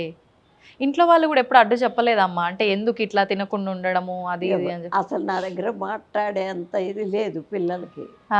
ఇప్పుడు మా అబ్బాయికి దాదాపు 55 ఏళ్ళు 60 ఆ, చిన్న అబ్బాయికి. ఆ. ఈ రోజుకి నా ముందు మాట్లాడు. ఎందుకనమ్మా? అంటే గౌరవమా, భయమా? రెండు ఉన్నాయి. ఉమ్, ఒక మాట ఏదన్నా ఏది తనకు కావాల్సి వచ్చినా అడుగుతాడు, సలహా అడుగుతాడని. ఉమ్, అది ఇట్లా కాదు నాన్న, దీనివల్ల ఇది అవుతుంది, ఇట్లా అవుతుంది, వద్దు నువ్వు దాని జోలికి పోవద్దు ఉమ్. అంటే సరే అమ్మ అంటాడు. ఆహాహా. ఎదురు కానీ చెప్పేదే లేదు. అమ్మవారు నాకు ఇచ్చిన అదృష్టం ఏమిటంటే నగలు, నాణ్యాలు, ఇళ్ళు, వాకిళ్ళు, డబ్బు కాదు. ఉమ్, మా పిల్లలు, ఆయన ఏ మొగుడు ఊరుకుంటాడండి ఇంట్లో వదిలేసి గుళ్ళో పూజ చేస్తుంటే? ఉమ్. ఊరుకోరు కదా. ఊరుకోరు, అవును. కానీ ఆ అదృష్టం ఏమిటి అంటే నాకు కోడళ్ళు కూడా అట్టా వచ్చారు. నేను ఇక్కడ ఉండిపోయినా ఉమ్, వాళ్ళ మామగారిని ఇక్కడ పెట్టుకుని చూసుకుని అసలు ఇంత లోపల రాకుండా చేస్తారు. ఆ, అదొక అదృష్టం. ఆ. తర్వాత పిల్లలు మరి ఇంత ఇదిగా ఉంటూ ఏంటి పెద్ద పెద్ద పూజలు చేస్తూ అట్లా ఉంటే కూడా అసలు ఏనాడు ఇదేంటి అదేంటి ఇప్పుడు పెన్షన్ వస్తుందా అమ్మ, పెన్షన్ ఏం చేసావని ఏనాడు అసలు అడిగి ఎరగరండి. ఇంత మటుకు ఆయన కూడా అంతే, ఆహాహా. అడగరు ఎంత వస్తుందని. కానీ ఆ. ఏం చేస్తున్నావు నువ్వు ఒక్కదానివి కదా, అయినా ఇదంతా పెట్టడం ఎందుకు మాకు ఇవ్వకూడదా ఉమ్. అసలు ఏనాడు. అంటే ఇప్పుడు ఇదంతా మీ సొంత డబ్బులతో చేస్తున్నారా అమ్మా? చేశాను. అవునండి. కంప్లీట్ గా ఈ రోజు వరకు కట్టిన దగ్గర నుంచి కూడా? కాకపోతే ఎవరన్నా ఇప్పుడు మరి హైకోర్టు జడ్జి గారు ఉన్నారు, ఉమ్, ఒక రెడ్డి గారు, వాళ్ళ అమ్మాయికి 32 ఏళ్ళు వచ్చినాయి, పెళ్లి కాల. కొన్ని దోషాలు ఉన్నాయి. నాకు ఏంటి జాతకాలు కూడా వచ్చు, చెప్తూ ఉంటారమ్మా? చెప్తాను. ఆహా. అది చూసి ఆ పరిహారాలన్నీ చేస్తే అమ్మాయికి పెళ్ళి అయింది. అయిన తర్వాత ఆయన, నేను మనసులో అనుకున్నానమ్మా ఉమ్, మీకు ఇద్దామని, అంటే నాకొద్దు, 5 పైసలు కూడా నాకొద్దు, మీరు దీనికి ఏమన్నా చేస్తే చేయించండి అంటే ఆయన చేయించారు. ఉమ్, ఉమ్. ఈ పై ఈ కప్ అంతా కూడా? ఆహా. అట్లాగే ఇంకొకళ్ళు ఉన్నారు ఇక్కడ 5th ఫేజ్లో, ఉమ్, వాళ్ళు కూడా అట్లాగే అని వాళ్ళకి ఏదో కొన్ని ఇబ్బందులు వస్తే దానివల్ల ఇది అదే అన్నీ చేయించాను. ఉమ్. అది ఇప్పుడు నేను ఉండే ఇల్లు అంటే అన్నదానం కోసం ఆ ఇల్లు, ఆహా. ఆ వంట అది చేసి అందరికి భోజనాలు రోజునమ్మా లేదంటే విశేషమైన రోజుల్లోనా? రోజునే పెట్టేదాన్ని. ఇప్పుడు 3 రోజులు పెడుతున్నాం. ఎందుకంటే ఉమ్, మిగిలింది వాళ్ళు అక్కడక్కడ అన్ని చోట్ల పెట్టే చోటుకి వెళ్తారు జనం. ఆహా. ఇక్కడ మాత్రం సోమ, మంగళ, బుధ 3 రోజులు పెడుతున్నా. పెద్ద ఫంక్షన్స్ ఏమన్నా వచ్చినా పెడతాను. ఉమ్, ఉమ్, అది ఉమ్. ఓకే. అట్లా చేసిందే కానీ ఉమ్, ఇప్పుడు జాతకం చెప్తే ఒక 500 అది కూడా ఇక్కడే పెట్టేస్తారు. ఆ. అంతా అమ్మవారి కోసం. ఇంకా అసలు అట్లా కాదండి, ఎక్కడ పెట్టుకుంటాం, ఏం చేస్తాం? ఇప్పుడు భగవంతుడు పిల్లలకి ఇవ్వాల్సింది వాళ్ళకి ఇచ్చేసేసాడు. మేము కూడా మా శక్తి కొద్దీ ఏమి ఇవ్వాలో ఇచ్చేసేసి వాళ్ళకి చదువులు చెప్పించాం. అవును. ఇంకా కూడబెట్టి పెద్ద అబ్బాయికి ఇవ్వాలి, చిన్న అబ్బాయి ఎందుకు ఇవన్నీ అని చెప్పి ఇప్పుడు మీరు, మీ వారు, మీ అబ్బాయి అంతా కలిసే ఉంటారమ్మా నేను ఇక్కడ? ఇక్కడే ఉంటానమ్మా. మీరు ఇక్కడే ఉంటారు? ఇక్కడే ఉంటాను, వారానికి ఒకసారి వెళ్ళి చూసిస్తాను. మీరు సింగిల్ గానే ఉంటారు ఇక్కడ? మీ వారు మీ అబ్బాయి వాళ్ళ దగ్గర ఉంటారు? ఉంటారు. ఇందాక చెప్పినట్టు మీ మనవరాలు ఇప్పుడు ఇక్కడ మీతో పాటే ఉంటున్నా అన్నారు కదా? మనవరాల్ని నాకైతే ఉంచడం కూడా ఇష్టం లేదు. ఎందుకమ్మా? ఎందుకు అంటే మన మనవరాలు ఉంచాలి అని ఒక రూల్ ఉన్నా గుడి వాతావరణంలో ఉండేట్టు ఉండాలి. బయట మనిషి ఇక్కడ ఉన్నారంటే గుడి వాతావరణంలో ఉండేట్టు ఉండాలి. అంటే అమ్మా జుట్లు ఇరే పోసుకుని మరి చున్నీలు లేకుండా, లేకపోతే ఎండెక్కి నిద్ర లేచి ఇవన్నీ నాకు కుదరవు. చక్కగా నువ్వు జడేసుకో, చున్నీ వేసుకో, కథ దేవుడు భక్తి అవి ఏమన్నా ఉండేట్టయితే ఉండు. లేదు నేను అట్లా ఉండలేను అంటే నీకు చదువుకేం కావాలో నేను ఇస్తాను, ఇంటి దగ్గరే ఉండని చెప్పాను. కాదు నానమ్మ ఇక్కడే ఉంటానని. ఇప్పుడు జాబ్ వచ్చింది, ఇప్పుడు ఈ సంవత్సరం ఉంది చదువు, మళ్ళీ రేపు మే జూన్తో అయిపోతుంది అనుకుంటా. అది క్యాంపస్ సెలక్షన్లో జాబ్ వచ్చింది, దానికి వెళుతోంది. ఓకే. అది చదువు కాబట్టి నేను ఉండనిచ్చారు, అది. లేదంటే ఒప్పుకునేవారు కాదు. ఎందుకంటే మనం పెట్టుకున్న లక్ష్యానికి ఏది అడ్డంకు రాకూడదు. అది ఏంటమ్మా మీ లక్ష్యం ఏంటి? లక్ష్యం ఏమిటి అంటే సమాజానికి కావలసిన వాటిలో అన్నీ చేయలేకపోయినా కొన్నన్నా మన దైవభక్తితో మంచి మాటలతో చాలామంది మార్పు వచ్చారండి. భార్యాభర్తలు కూడా చాలామంది మార్పు వచ్చారు. అసలు పిల్లలకి అసలు సమాజం ఏమిటి అనేది అసలు తెలియట్లా. ఏం సమాజం మాకు పెడుతుందా అంటారు. మనకి సమాజానికి కొన్ని రూల్స్ ఉన్నాయి కదా, అది పాటిస్తేనే మనం సమాజంలో ఉండగలం, లేకపోతే కష్టమే. అంత బాధ ఎందుకు? ఇప్పుడు చదువుకుంటారండి, మరి పరీక్షల్లో పక్కవాడితో మాట్లాడకూడదు, రాసుకోవాలి అని అనుకుంటే మరి నా కాదు నేను వాడి దాంట్లో చూసి రాస్తానంటే ఎట్లా? అవును, అప్పుడేమవుతుంది, బయటికి పంపిస్తారు. అంతే కదా. అట్లాగే మనం ఉండేదే సమాజంలో, దానికి కొన్ని పద్ధతులు ఉన్నాయి. ఉంటేనే సమాజం సుభిక్షంగా ఉంటేనే కాపురాలు కూడా సుభిక్షంగా ఉంటాయి. అది లేదు ఇప్పుడు పిల్లల్లో. లేదు. ఎక్కడ లోపం అంటారమ్మా? ఇప్పుడు లేదు అని మీరు కరాఖండిగా చెప్పేస్తున్నారు, మరి లోపం ఎక్కడ జరిగిందంటారు? లోపం అంటే డబ్బుకి దాసోహం అయిపోతున్నారండి. ఆ డబ్బు కోసం మన దేశం వదిలిపెట్టి ఇంకో దేశానికి వెళ్ళటం, వాళ్ళ వ్యవహారాలన్నీ నేర్చుకోవటం, అది వచ్చి ఇక్కడ దాన్ని అనుకరించటం. అవును, అక్కడ వాళ్ళ దేశం పద్ధతి వాళ్ళది, కానీ మన దేశం పద్ధతి అది కాదు. ఇప్పుడు బ్రిటిష్ వాళ్ళు ఉండగా ఎంత కష్టపడ్డారు మగవాళ్ళు ఆడవాళ్ళు అందరూ. నేను దాంట్లో చిన్నప్పుడు తిరిగాను. ఎట్లా, మా నాన్న ఫ్రీడమ్ ఫైటరు, మా వారు ఫ్రీడమ్ ఫైటరు, మా మేనవాళ్ళ ఇద్దరు ఫ్రీడమ్ ఫైటర్స్. ఉన్న ఆస్తి అంతా అమ్ముకుని అన్ని దేశానికి పెట్టిన వాళ్ళే. అవును అవును. క్విట్ ఇండియా ఉద్యమం అప్పుడు ఇంట్లో ఉన్న ఆ విదేశీ వస్తు బహిష్కరణ మొత్తం బయట పారేయించి నా చేతే అగ్గులు గీయించారు మా నాన్న. అంత చిన్న వయసులో నాకు మనసులో పడ్డది అది. నలుగురు మన దేశంలో వచ్చి వాళ్ళుంటూ వాళ్ళకి భయపడాల్సిన ఇది మనకు వచ్చింది. ఎంత ఈ స్వతంత్రం కోసం ఎంతమంది ప్రాణాలు పోయినాయండి. అవును. మరి నలుగురు కూర్చుని ఏం చెయ్యాలి దేని ఒక సమావేశం పెట్టుకోవడానికి భయపడేవాళ్ళు. నలుగురు కనపడితే వాళ్ళు వేసేవాళ్ళే. అందుకని ఏం చేసేవాళ్ళు, చిన్న చిట్టి రాసి పంపించి నన్ను ఆ చిట్టి ప్రతి ఇంటికి వెళ్ళి ఇచ్చి రమ్మనేవాళ్ళు. చిట్టీలో ఇంట్లో ముందేమో ఏదో పూజ పునస్కారం ఆడవాళ్ళు, దొడ్లో ఈ మగవాళ్ళంతా సమావేశం, వ్యవహారాలు మాట్లాడుకోవడం. మరి ఒక ప్రణాళిక కావాలి కదా, ఏం చెయ్యాలి మనం అని చెప్పి నలుగురు నుంచి మాట్లాడుకోవటానికి వీల్లేదు. అవును, ఇట్టంటప్పుడు అట్లా చేసేవాళ్ళు. అట్లా కూడా నేను ఎంతో తిరిగాను. నాకు తెలిసిన తర్వాత కూడా పార్టీలో కూడా తిరిగాను. ఒక 5 ఏళ్ళు వార్డు కౌన్సిలర్గా చేశాను. మీరు చేశారు? ఏ ఇయర్లో చేశారమ్మా మీరు? 75లో. అప్పుడు మీ వయసు ఎంత? ఎంత ఉంటుందంటే 80, 35, 40 సంవత్సరాల వరకు ఉన్నారు ఉంటుంది. ఓకే. అట్లా అన్నీ చూశాను కాబట్టే ఇంకా చూడాల్సినవి ఏమున్నాయి అన్నీ చూసేసాం.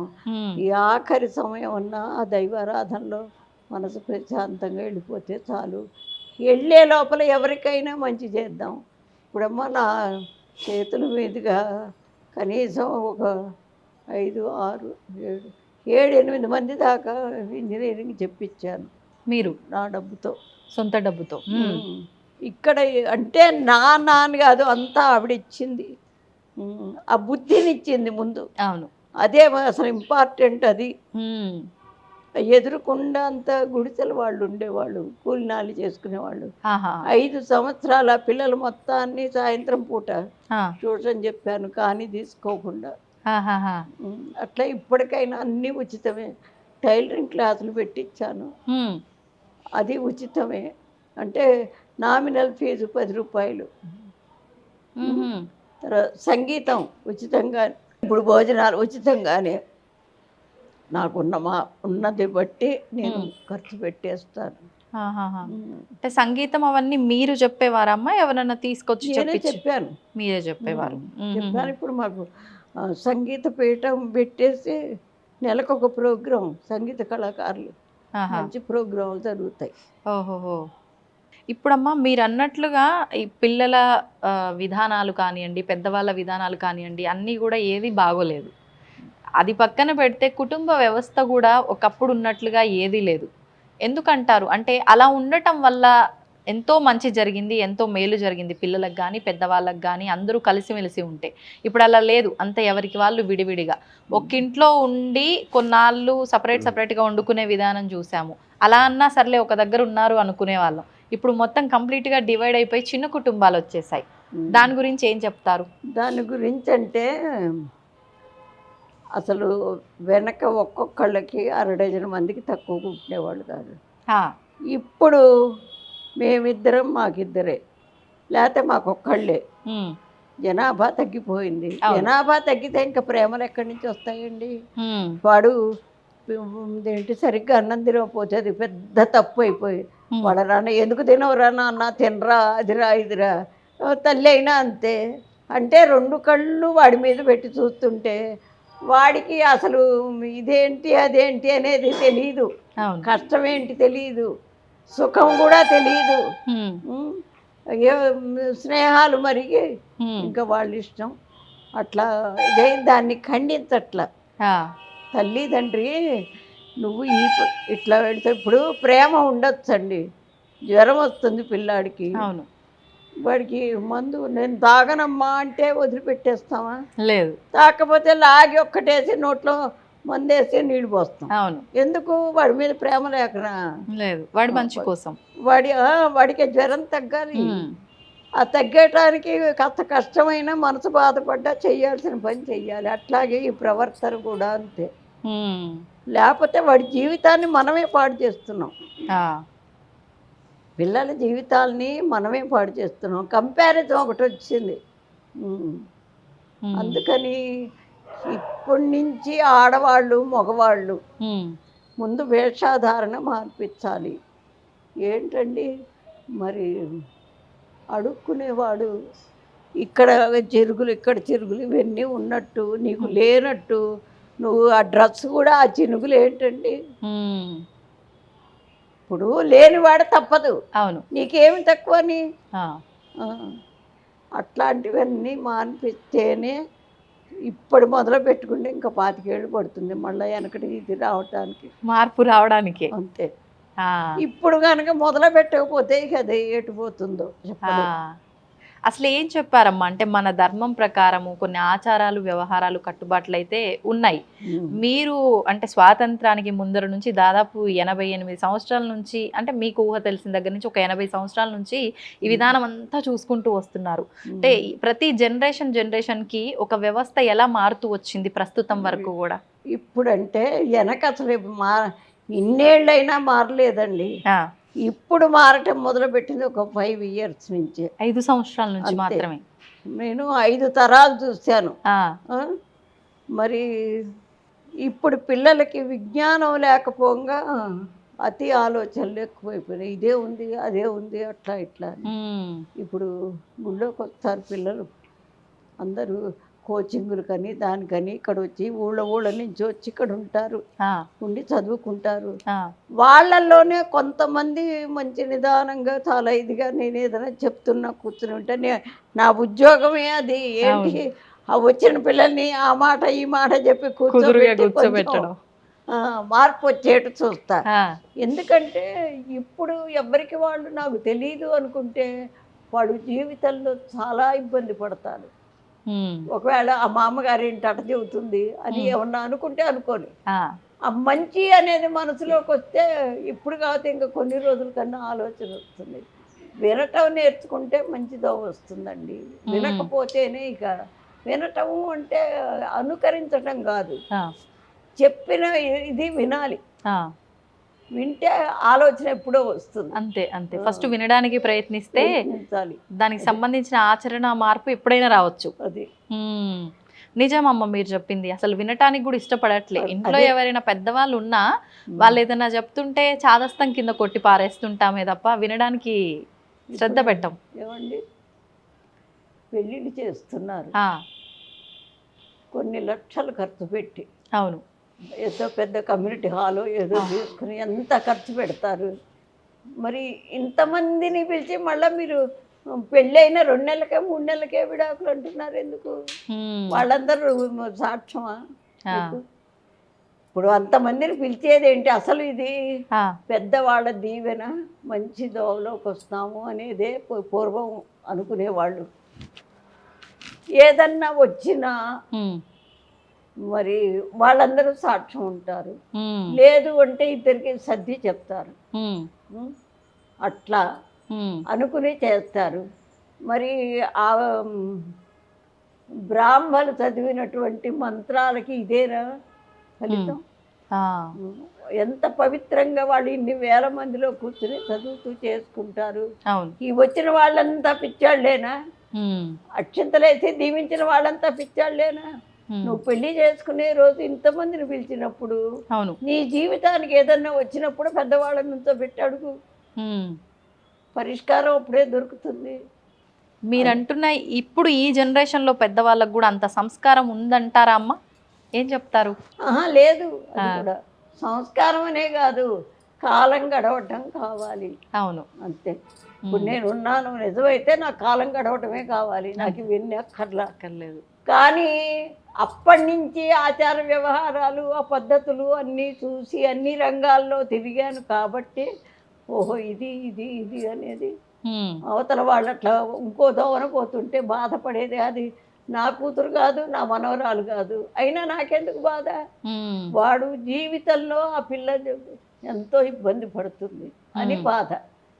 అట్లా పెద్దవాళ్ళు చెప్పేవాళ్ళు ఉండాలి. పెద్దవాళ్ళ మాట వీళ్ళు వినకపోతుండ్రి. విన్న వాళ్ళనేమో ఎప్పుడు అదేం చెబుతావు అంటుండ్రి. దానివల్ల వాళ్ళకొక్కళ్ళకే నష్టం కాదు, ఎంతో మంది విజ్ఞానం పొంది ఎంతో మంచి వాళ్ళు కూడా చెడిపోతున్నారు. ఇప్పుడు నిన్న ఫోన్ చేసింది ఒక ఆవిడ, ఇక్కడ వైజాగ్ నుంచి. అమ్మ, పిల్లవాడు 10th అయిపోయిందిట, 9th అయిపోయి 10thలోకి వస్తారు. పిల్లలందరూ ఆడుకోవటానికి వెళ్ళారట, పరీక్షలు అయిపోయినాయని. వెళ్ళిన వాడు తిరిగి రాలా. అబ్బాయి ఎవరితో వెళ్ళారో వాళ్ళని అడుగుతుంటే వాళ్ళేమో మాకు తెలియదు, వెనకాల వాడు వెనకాల ఎట్టి వెళ్ళిపోయినాడో అంటున్నారట. ఆ తల్లి ఏడుపు నిజంగా ఎంత బాధ వేసిందో నాకు నిజంగానే. మరి పిల్లలకి అది మొదటి నుంచి నేర్పాలండి. అసలు జాలి అనే గుణంని నేర్పితే ఏదన్నా తింటూ ఉంటాడు అనుకో, తల్లి కూడా ఒరే వాడు వచ్చాట కొంచెం పెట్టు నాన్న, నీలాంటి వాడే కదా ఇంత పెట్టుపోని అట్లా అలవాటు చేస్తే ఓహో వాడు వస్తున్నాడు, వాడికి మనం తినేది ఏదన్నా పెట్టాలి అని చెప్పే భావన వాడికి కలుగుతుంది. వీళ్ళేమో వాడు వస్తున్నాడు రా నువ్వు ఇంటో పో, వాడికి ఎక్కడ పెట్టాల్సి వస్తుందో అని ముందే తరుముతున్నారు. అట్లాంటివి చాలా ఉన్నాయి అమ్మా, చాలా ఉన్నాయి. కానీ ఇది మగవాళ్ళు పూనుకోవాలి ముందు, మగవాళ్ళు పూనుకోవాలి. పూనుకుంటే ఒకప్పటికన్నా ఆడవాళ్ళకి కాస్త తెలివి వస్తుంది. ఇప్పుడమ్మ మీరు అన్నట్లు ఒక్క విషయంలో కాదు, నిజంగా ప్రతి విషయంలో ప్రతి వ్యవస్థలో చాలా చాలా చాలా మార్పు వచ్చింది. మార్పు మంచిగా ఉంటే పర్వాలేదు, కానీ ఆ మార్పు కాస్త మీరు అన్నట్టు ఎన్నో ఇబ్బందుల్లోకి పడేసే విధంగా వెళ్ళిపోయింది. ఇప్పుడు ఆహార విషయంలో తీసుకోండి, పొద్దున నిత్యం మనం లేచిన దగ్గర నుంచి మళ్ళీ పడుకునే వరకు కూడా ఎన్నెన్నో మార్పులు. అప్పట్లో ఎలా ఉండేదమ్మా? మీరు లేచిన దగ్గర నుంచి ఆ మీ రోజు అనేది ఎలా గడుస్తూ ఉండేది? అసలు మమ్మల్ని మా పెద్దవాళ్ళు ఎప్పుడు లేపారండి. ఆ టైం అవ్వగానే లేవటం ఏంటి, గబగబా మా పని మేము చేసుకోవటం. వారానికి ఒక్కసారి పెద్దవాళ్ళు దగ్గరుండి బాగా తలంటి అంటి నూనె అంటి నలుగు పెట్టి పోసి చేసేవాళ్ళు. వీడప్పుడు ఇక మా పని మేమే చేసుకోవటం. ఏదన్నా ఇక్కడ ఆలస్యమై లేటుగా పెడితే అక్కడ పంతులు గారు పట్టేవాడు. ఆ, ఆ, అందుకని ఇప్పుడండి బయట పంతులు ఎవరన్నా ఒక్క మాట టీచరు అన్నాడు పిల్లని ఒక దెబ్బ కొట్టాడు అంటే ఇక ముందు తల్లిదండ్రి పరిగెత్తారు, చుట్టూ వాళ్ళంతా మీడియా వాళ్ళంతా వస్తారు. అవును. అది అక్కడ జరిగిన సిచ్యువేషన్ ఏమిటో తెలుసుకోరు. అట్లా మొదటి నుంచి హడావిడి ఎక్కువ ఇప్పుడు. అది అదొకటి చదువుకున్న దానికి వాళ్ళను అనుకరించే దానికి చాలా తేడా ఉంది. మరి చదువుతున్నారు, ఎంత విజ్ఞానం, ఎంత ఇది అన్నీ కనుక్కుంటున్నారు. అదే జ్ఞానం ఏది? అది లేదు. ఎంతవరకు వాస్తవం అమ్మ చదువుకున్న వారికి జ్ఞానం వస్తుంది అనడం? నిజంగా ఇప్పుడు చదువుతున్న ఈ చదువులు జ్ఞానాన్ని తెచ్చి పెడతాయా? ఏం జ్ఞానం వస్తుందో చెప్పనా? మనకి ఈ ఆస్తి రావాలంటే వాడిని ఏం చేస్తే ఇది మనకు వస్తుంది, లేకపోతే మనం సంపాదించి అక్కడ నిలవబెట్టుకోవాలి కాబట్టి ఎట్టయినా సంపాదించుకోవాలి. ఇట్లాంటి ఇవే తప్ప నిజాయితీగా ఉండటం చాలా తక్కువ, ఎక్కడో ఒకళ్ళు. ఆఖరికి అంటే మానవత్వంతో సాటి మనిషి కూడా నాలాగే అనే ఆ ఆలోచన విచక్షణ లేకుండా దుర్మార్గాలకు పాల్పడేది పక్కన పెట్టి భగవంతుడి ముసుగులో కూడా అన్యాయాలు చేస్తున్న వాళ్ళు కూడా ఉన్నారు కదా. అంటే ఆయన ఎదురకుండా కనపట్టలేదు కదా, అదే అనుకుంటున్నారు. ఇప్పుడు వీళ్ళు విజ్ఞానం ఏంటి, ఆ భగవంతుడే కాదండి. ఇప్పుడు మనకి రాకెట్లు కనుక్కుంటున్నారు. వాడు ఎంత కష్టపడతాడు, ఒక రూమ్లో కూర్చుని అదంతా రీసెర్చ్ చేసుకుని అన్నం నీళ్లు పెట్టేవాళ్ళు ఉన్నా కూడా తిండే ఏంటి టైం లేక ఎంత కష్టపడితే ఆ రాకెట్ బయటకు వస్తుంది. అవును. మరి ఊరికే బయటికి రాగానే అబ్బో రాకెట్ అది ఇది మేము సైన్స్గా ఇంత ఎదిగాం అంత ఎదిగాం అంటారు, కానీ దానికి మూలం వాడు ఎంత కష్టపడ్డాడు. అన్నం నీళ్లు లేకుండా జీవితం అంతా దాన్ని కనిపెట్టడానికే. ఆ శ్రమ ఎక్కడుంది, ఎందువల్ల ఇట్లా అవుతోంది అనేది ముందు వీళ్ళు గ్రహించుకోవాలి. ఇప్పుడు ఇంత కట్టాననుకోండి, అవును, నా తర్వాత అబ్బా చాలా బాగుందే ఇది అదే ఇదే అనుకుంటే ఇది ఎవరు కట్టారు, ఈ రంగులు ఇక్కడ పువ్వు చూడు ఎంత చక్కగా వేశారు, వాడి చేతిలో ఎంత కళ ఉందో అని అట్లా లోతుకెళ్ళి ఆలోచిస్తే కాస్తన్నా ఒక దోమ దొరుకుతుంది. లోతుకి ఎవ్వరు వెళ్ళటల్లా. స్వతంత్రం కోసమే చూడండి, స్వాతంత్రంలో నిజంగా ఎంతమంది ఎన్ని ప్రాణాలు పోగొట్టుకున్నారు. అవును. అట్లా మరి ఇవాళ అదే మన సైనికులు సరిహద్దుల్లో కనుక లేకపోతే ఏమిటి మన గతి? అవును. ఇంత ప్రశాంతంగా ఎవరింట్లో వారు ఉండేవారు, హాయిగా తింటున్నాం, హాయిగా పడుకుంటున్నాం, స్వేచ్ఛగా ఉంటున్నాం. అవును. మన అసలు మొత్తానికి ఏమిటంటే మన ఇండియన్ వివాహ వ్యవస్థని గురించే ప్రతి ఇతర దేశాల వాళ్ళకు కూడా చాలా సంతోషం అండి. మన వివాహ వ్యవస్థని దాన్ని పాడు చేసేసుకుంటున్నారు. అసలు పిచ్చిగా చెప్పాలంటే ఏ రూపాన్ని చూస్తే నువ్వు ప్రేమిస్తావా? అదే జరుగుతుంది కదమ్మా ఇప్పుడు. ఆ గుణాలు చూసుకో, మంచివాడా కాదా, ఎవరైనా కష్టపడి కథ ఇంత పెట్టగలవాడా, పిల్లల్ని చూసుకోగలవాడా? అందుకే పతియే ప్రత్యక్ష దైవం అని ఎందుకన్నారు?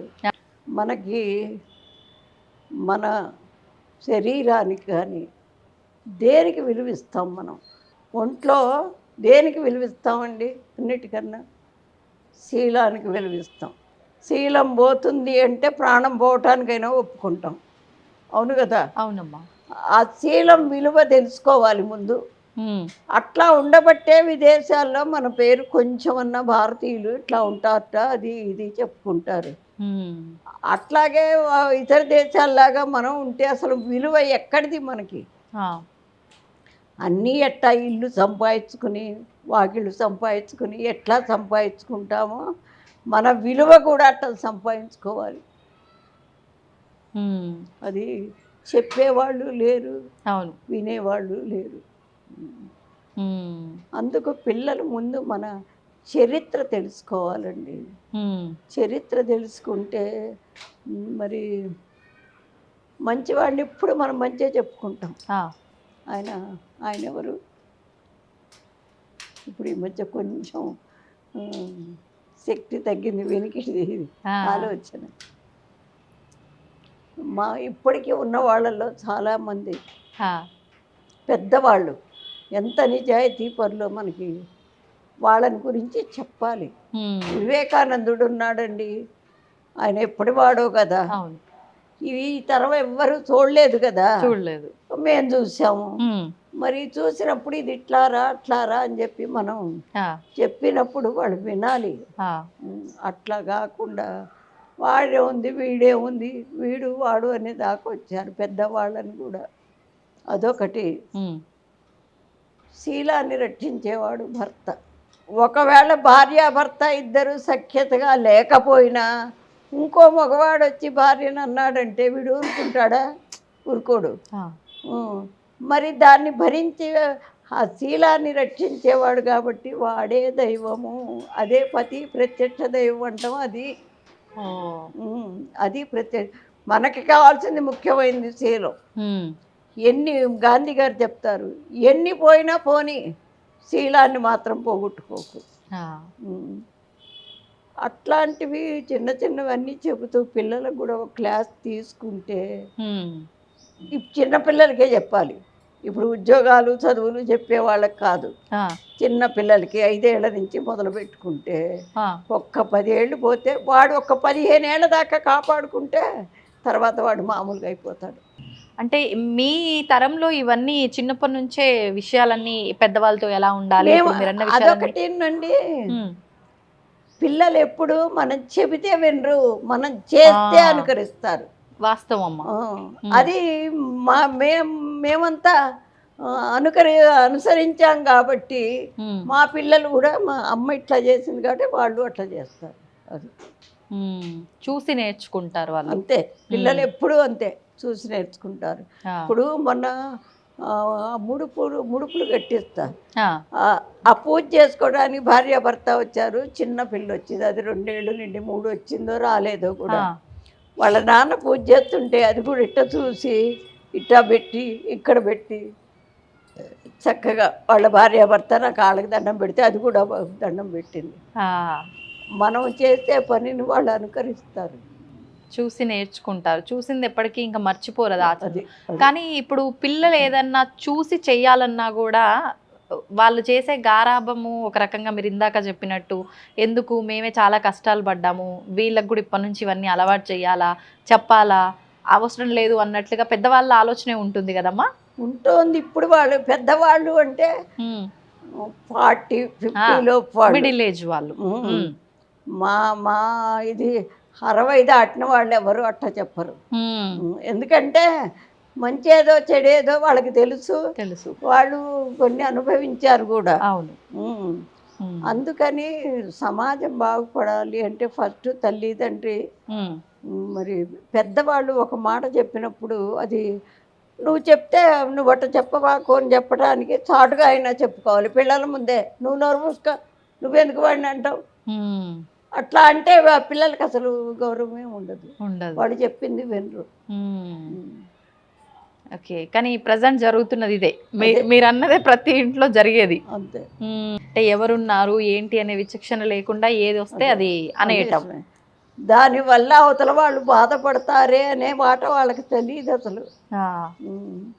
అమ్మ, ముడుపులు అన్నారు ఏంటి అంటే కోరికతో ముడుపులు కట్టడమా లేకపోతే సంతానం ఉద్యోగం రాలేదండి అమ్మ, ఉద్యోగం రావట్లేదు అదంటే గణపతి పూజ చేయించి వినాయకుడు అన్ని విఘ్నాలని తొలగించేవాడు, శాస్త్రాలు అలా చెప్తున్నాయి. మరి దాన్ని మేము అనుకరించాం కాబట్టి అది మరి వినాయకుడే మన కష్టాలు తీరుస్తున్నాడు అనేది మేము నమ్ముతాం. అట్లా అని మరి ఏంటి అమ్మవారి పేరున కట్టిస్తాను అంటే ఇప్పుడు ఎవరో ఒకడు ఒక బాధ్యత తీసుకుంటే గానీ వాడికి ఉద్యోగం రాదు కదా. అవును. అమ్మవారికి ఆ బాధ్యత అప్పచెప్పడం, ఆవిడే వస్తుంది ఇక అంతే. అట్లాగే వచ్చినాయి, చాలా మందికి వచ్చినాయి. ఎవరైతే మనస్ఫూర్తిగా చేస్తారో ఖచ్చితంగా పనులు అవుతాయమ్మా. మనస్ఫూర్తి కాకుండా వాళ్ళు ఏదో పెద్దవాళ్ళు చెప్పారు కదా అని చేసుకుంటే కాదు. అది కరెక్ట్ అంతే. అంటే ఇబ్బంది ఎవరిదో వాళ్ళకి నమ్మకం ఖచ్చితంగా ఉండాలి. ఉండాలి. కానీ చాలా మంది యువతలో అలాంటి నమ్మకాలు చాలా తక్కువ, భగవంతుని నమ్మటం చాలా తక్కువ. మీరు అన్నట్టు తల్లిదండ్రులు ఇక్కడికి వెళ్తే నీ కోరిక నెరవేరుతుంది అని తీసుకొచ్చే వాళ్ళే ఎక్కువ ఉంటారు అమ్మ. మరి అటువంటి వారి కోరిక నెరవేరదంటారా? వాడు దండం పెట్టుకునేప్పుడు మనసులో వాడికి అది ఉండాలి కదా. తల్లిదండ్రి ఇప్పుడు ఏదో సామెత ఉంది, చెరువు దాకా తీసుకెళ్తాము నీళ్ళు తాగమని, అది తాకపోతే మనం ఏం చేస్తాం? అవును, అట్లా. అంటే వివాహమైన, జాబ్ అయినా, సంతానమైనా ఏదైనా కూడా మన నమ్మకంతో మనం అమ్మవారి పాదాలను పట్టుకుంటే తీరుతుంది తప్పకుండా. అందుకే శాస్త్రాలే చెప్పినాయి, భగవంతుడు ఎక్కడో లేడు, మనసులో ఉన్నాడు, నీ హృదయంలోనే ఉన్నాడు. భగవంతుడి హృదయంలోనే ఉన్నాడని నమ్మకం ఎట్లా అంటే నువ్వు నమ్మినప్పుడు నీ పనులన్నీ అయిపోతాయి. అట్లా కాకుండా అది నువ్వు సర్వాన్ని సృష్టించిన తల్లి అమ్మవారు. మరి ఏంటి నీ హృదయంలో ఆవిడ ఉండే ప్లేస్ ఎలా ఉండాలి? పెద్ద ఆఫీసర్ గారు ఉంటారండి, ఆఫీస్లోకి వెళ్ళి వాడి పోస్ట్ వాడిది, ఆయన వచ్చేసరికి అందరు లేచి నిల్చుంటారు, వాచ్మెన్ లేచి నిలబడతాడు, అట్లా ఉంటుంది కదా. అట్లాగే ఆ సర్వాన్ని సృష్టించిన ఆవిడ ఉండటానికి ముందు హృదయం చాలా క్లీన్గా ఉండాలి, పవిత్రంగా, చాలా పవిత్రంగా. మరి ఇదేంటి ఆవిడ మన మనసులోనే ఉంది అంటే ఫస్ట్ వాడు చెడ్డ పని చేయటానికి భయపడతాడు, ఓ మార్పు వస్తుంది.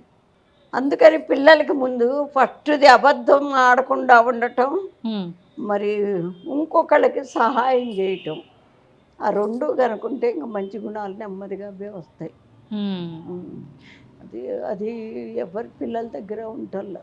కానీ అమ్మ ఈ మధ్య కాలంలో మరి అది యుగ ప్రభావమో ఏంటో తెలియదు, కానీ మనం మంచికి సహాయం చేద్దాము తోటి వారికని వెళ్తే అది రివర్స్లో మనకే ఇబ్బందిని పడేసే విధంగా అవుతోంది. మరి ఇట్లాంటి పరిస్థితుల్లో తోటి వారికి సహాయం చేయటము ఇలాంటివి ఎంతవరకు? తోటి వారికి సహాయం ఎవరు పెడితే వాళ్ళకి చేయరు, అది కూడా ఉంది. ఏంటి మరి అపాత్ర దానం అంటారు, ఆ అపాత్ర దానం చేస్తే పుణ్యం సంగతి ఎవడెరు కానీ వీడికే చుట్టుకుంటుంది పాపం. అంటే మనం కర్మ సిద్ధాంతం, మన భారతీయులది కర్మ సిద్ధాంతం. కర్మ సిద్ధాంతం అంటే ఇప్పుడు రోజు వంట చేస్తామమ్మా, వంట చేస్తే నీకు రాదనుకోండి, రాకపోతే ఎవరో ఒకళ్ళు పెద్దవాళ్ళు చెప్తే దాన్ని అనుకరిస్తే ఒకరోజు కాకపోతే ఒక రోజుకి కరెక్ట్ అవుతుంది. అవును, అనుకరించకపోతే ఏమవుతుంది? అది చెడిపోతుంది. అవును, చెడు. అందుకని ఆ కర్మ కూడా నాయన అమ్మవారు కూడా ఏం చెప్తుంది, ఇది మంచిది ఇదోవన ఇట్లా వెళ్ళు, ఇది చెడ్డది ఇటు వెళ్ళబాకు చెప్తుంది. చెప్పినప్పుడు ఆవిడ చెప్పినా కూడా మనం వినకుండా ఇటే పెడతామంటే దీనికి వచ్చిన కష్టం, అక్కడ జరిగిన కష్టం అంతా నువ్వు అనుభవించాల్సిందే. ఇక ఆవిడేం చేయదు, అది నువ్వు అనుభవిస్తేనే అది పోతుంది. అంటే బురదలోకి వెళ్తుంటే కాళ్ళు కడుక్కో శుభ్రం చేసుకో, అట్టా చేసుకుంటేనే నీకు ఏదన్నా. లేకపోతే చెప్పినా కూడా వినకపోతే అదే కర్మ. మనం చేసిన దానికి ఫలితం ఆవిడిస్తుంది. ఓకే, నువ్వేం చేస్తే దానికి తగ్గ ఫలితమే వస్తుంది, అంతే. Okay okay. అంటే అమ్మ మనం చేసిన దానికే ఫలితం అన్నారు, కానీ గత జన్మలో మనం చేసింది కూడా ఇప్పుడు వర్తిస్తుంది అంటారు కదా. ఇప్పుడు మనం మంచి చేసినంత మాత్రాన గత జన్మలో చేసిన చెడు ఆ పాపం అంతా తగ్గుతుంది, ఇప్పుడు చేసే మంచి వల్ల తగ్గుతుంది. కొన్నాళ్ళకి అది శుభ్రంగా తగ్గిపోతే మళ్ళీ మనం పవిత్రమై అసలు మన ప్లేస్ కాదమ్మా ఇది, మనం ఉండేది ప్లేస్ అదే. మనము చేసిన కర్మల్ని అనుభవించడానికి ఇక్కడికి వస్తాం. వచ్చేసి ఇక్కడ మంచి చేసామా ఇక అక్కడ ఉండిపోతాం, పైకి వెళ్ళిపోయి. ఒకవేళ మనం చెయ్యలేదు, ఇక్కడే చెడు చేసామనుకో, పోయిన తర్వాత అక్కడికి పోయినా ఫలాన్ని చేసావు, ఇదిగో శిక్ష, ఇన్నాళ్ళు పోయిన ముప్పు లోకంలో ఫలాన్ని చేయి అని వేసేస్తారు. అసలు మనం ఇక్కడ వాళ్ళం కాదు. ఆ. ఉమ్. అమ్మ, మీరు ఇంతకు ముందర చెప్పినట్టు వివాహ వ్యవస్థలో అయితే చాలా మార్పులు వచ్చాయి. విడాకుల ఈ విధానం అనేది ఒకప్పుడు అసలు వినరు మీరు అలాంటి మాటలు. అసలు అది ఇప్పుడు చూస్తున్నారు. పెళ్ళి అంటే వెంటనే విడాకులు అనేది పదం ఎలా వస్తుందో ఆ విధానం కూడా అలానే జరిగిపోతుంది. అసలు సుమంగళి స్త్రీలు ఎలా ఉండాలి, ఏంటి, ఎలాంటి విధానాలు ఆచరించాలో కూడా మన ధర్మం కొన్ని విధానాలు చెప్పడం జరిగింది. వాటి గురించి ఒక్కసారి. వాటి గురించి అంటే అమ్మ, భార్యాభర్త పెళ్ళి అయిన తర్వాత కొన్ని నియమాలకు కట్టుబడి వాళ్ళు సంసారం చేస్తారు. వాళ్ళకి పిల్లలు పుడతారు. పిల్లల్ని తీసుకొచ్చింది వాళ్ళిద్దరేగా, ప్రపంచంలోకి తీసుకొచ్చింది వాళ్ళిద్దరే. తీసుకొచ్చారు కాబట్టి వాళ్ళ బాధ్యత, వాళ్ళ మంచి వాళ్ళ చెడు అన్నీ చక్కదిద్దుకోవాల్సిన వీళ్ళిద్దరే కదా. అవును, బాధ్యత వారిది, వాళ్ళది. దానికి సరిపోయింది భార్యాభర్త. భర్త చెప్పాడని ఈవిడ వినకపోవటం, ఈవిడ చెప్పిందని ఆయన వినకపోవటం అయ్యేసరికి ఏమవుతుంది, ఇంకా పిల్లలు అసలు వినరు. వాళ్ళకి మంచి చెబుదామన్నా మీరిద్దరు రోజు ఇంట్లో పోట్లాడుకుంటుంటే వాడికే తలకాయ నొప్పి వస్తుంది. అట్లా వస్తుంది. కాబట్టి మనం, ఎందుకంటే మనము కట్టుకున్న భర్తను వదిలేసి ఇంకోళ్ళని ఇది చేసుకోవటం అసలు మన చరిత్రలో లేదు. అమ్మవారే ఒక సంసారం, ఆవిడ ప్రపంచం మొత్తం నడపటానికి తన వారసులుగా, తన బిడ్డలుగా మనకిచ్చింది ఇది, ఆడవాళ్ళకి ఇచ్చింది. మీరు ఎంతన్నా సంపాదించనేయండి, వాడు ఇంటికి వచ్చేసరికి వేళకి అతను మంచినీళ్ళు ఇచ్చో కాఫీ ఇచ్చో ఏదో చేస్తే సెద తీరుతాడు. ఇంటికి రావాలి అనే భావన వస్తుంది వాడు, అంతే కదా. అట్లా కాకుండా ఆయన వచ్చేసరికి వీళ్ళు లేకుండా ఎటో వెళ్ళి పని మీదే వెళ్ళింది అనుకోండి, దాని మనసు దానికే చెప్తుంది, ఏమండి నేను పని మీదకి వెళ్ళానండి అది అని చెబుతుంది. అట్లా కాంప్రమైజ్ అయితేనే ఒక సంసారం. ఆ సంసారంలో అట్లా ఉన్న చోట పిల్లలు పుట్టి వాళ్ళు కూడా ఒక యోగ్యులు అవుతారు. వీళ్ళిద్దరూ కరెక్ట్గా లేకపోతే పిల్లలు కూడా యోగ్యులు గారు. అంటే అప్పుడు సమాజాన్ని ఎవరు నాశనం చేసినట్టు, మనమే చేసినట్టు. అందుకని కొన్ని చూడాలి. చూసి ఇప్పుడు అమ్మవారిచ్చిన బాధ్యత ముందు ముఖ్యంగా ఆడవాళ్ళు అనుకోవాలి. ఈ బాధ్యత ఇచ్చింది ఆవిడ మనకి, ఒక సంసారాన్ని ఆవిడ చేసే డ్యూటీని మనకు అప్పచెప్పింది. ఇది కూడా మనకు ఒక పోస్టు కాబట్టి దీన్ని మనం జాగ్రత్తగా ఇచ్చేద్దాం అని చెప్పి మొదటి నుంచి అనుకుని, ఇది నా ఇల్లు. మరి పెద్ద ఆఫీసర్ అనుకోండి, చాలా మంచివాడు, ఏ ఫ్రెండ్నో తీసుకుని ఇంటికి వస్తాడు. ఇంటికి వచ్చినప్పుడు ఈవిడ లోపలే ఉండిపోయి బయటికి రాకుండా, కనీసం పలకరించకుండా, మంచినీళ్ళు ఇవ్వకుండా అట్లా ఉంటే వాడు ఏమనుకుంటాడు, ఈవిడేమనుకోరు, ఏంది వాడి పెళ్ళం అట్లా, అసలు ఎంత మంచివాడు, అదేం పెళ్ళం అట్ట. అదే ఆయన లేనప్పుడు వస్తాడు, ఏమంటే కూర్చోండి అన్నయ్య గారు మంచినీళ్ళు తాగుతారా, కాఫీ తాగుతారు. వాడేమనుకుంటాడు, మా వాడు పెళ్ళాన్ని చాలా చక్కగా తరిపించేసాడు అనుకుంటాడా లేదా. చెడు వీళ్ళ వల్లే వస్తుంది, మంచి వీళ్ళ వల్లే వస్తుంది. అది మనం గుర్తుపెట్టుకుని మనకింత బాధ్యత ఉంది, ఈ బాధ్యతని మనం చక్కగా నిర్వర్తించాలి. దీన్ని బట్టి ఒకవేళ మన మనసు బాధపడచ్చు కొన్ని విషయాల్లో. మరి వాళ్ళ నలుగురు కోసం మనం పడితే పడ్డాం, వాళ్ళు యోగ్యులు అవ్వాలి అనే ఇది అనుకుంటే ఆడవాళ్ళు ఖచ్చితంగా మార్పు వస్తుంది. అమ్మ, ఈ ప్రస్తుతం అంటే ఇలా అనుకునే వాళ్ళు కూడా ఉన్నారు, అంటే బాధ్యతలు కట్టుబాట్లు అన్ని ఆడవాళ్ళకేనా, మరి మగవాళ్ళకేం లేవా? వాళ్ళకు ఉండేవి వాళ్ళగా ఉన్నాయి. మరి ఇది ఏంటి, ఇంట్లో సభ్యంగా చెయ్యదు అనుకోండి, వాడేం చేస్తాడు, హోటల్కి పోతాడు, అక్కడ ఏదో అలవాటు అవుతుంది, మందులు మాకులు, దానికి కారణం నువ్వే అవుతావు కదా. అట్లాగే ఆ భార్యని సమయానుకూలంగా దానికి ఏం కావాలి, ఇప్పుడు ఇంట్లో వాడు తినాలనుకోండి మంచిగా అన్నీ తెచ్చిపెట్టు, ఇది చేయవే అని చెప్పు, చేసి పెడుతుంది. అంతే, నువ్వు తేకుండా నువ్వు ఇది చేయలేదు, అసలు ఈ కూడా నాకు అక్కర్లా పో అని కంచం విసిరి కొట్టి అటు చేస్తే మరి పెళ్ళాం ఎందాక పడుతుంది. అందుకని ఇద్దరిలోనూ ఉండాలి కాంప్రమైజింగ్. ఉన్నప్పుడు మంచి సమాజాన్ని తయారు చేయొచ్చు. అదేం పెద్ద కష్టమేం కాదు. కానీ ప్రస్తుతం నువ్వెక్కువ నేనెక్కువ అనే ఈగోలు, నువ్వెంత సంపాదిస్తున్నావో నేనంతే సంపాదిస్తున్నా అనే ఈ మాటలు ఇవన్నీ ఎక్కువగా చూస్తున్నాం. ఇవన్నీ ఇంకా వీటికి తావు దొరికిన తర్వాత మీరన్న అండర్స్టాండింగ్కి, కాంప్రమైజింగ్కి అసలు ఎక్కడ చోటు ఉందమ్మా? ఉండదనుకోండి. 15 ఏళ్ళ ఆడపిల్లని అమ్మ నాకు అదిగో అది కావాలి, ఒకరు అది ఎక్కి తీసుకురా అమ్మ అంటే అమ్మ అంతెత్తా నేను ఎక్కలేను అంటుందా?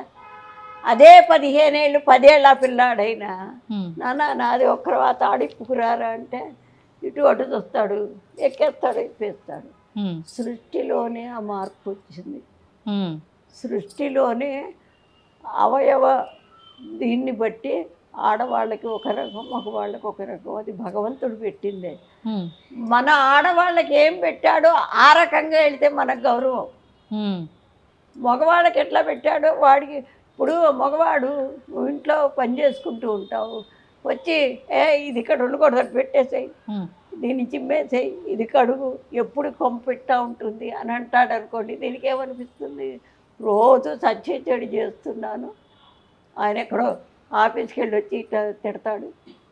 వాడట్ట చెప్పకూడదు, నిదానంగా చెప్పుకోవాలి. లేదు వాడు చీపురు పట్టుకున్నాడు అనుకోండి, ఇల్లు అట్లా ఉందని వాడే చీపురు పట్టుకుంటాడు.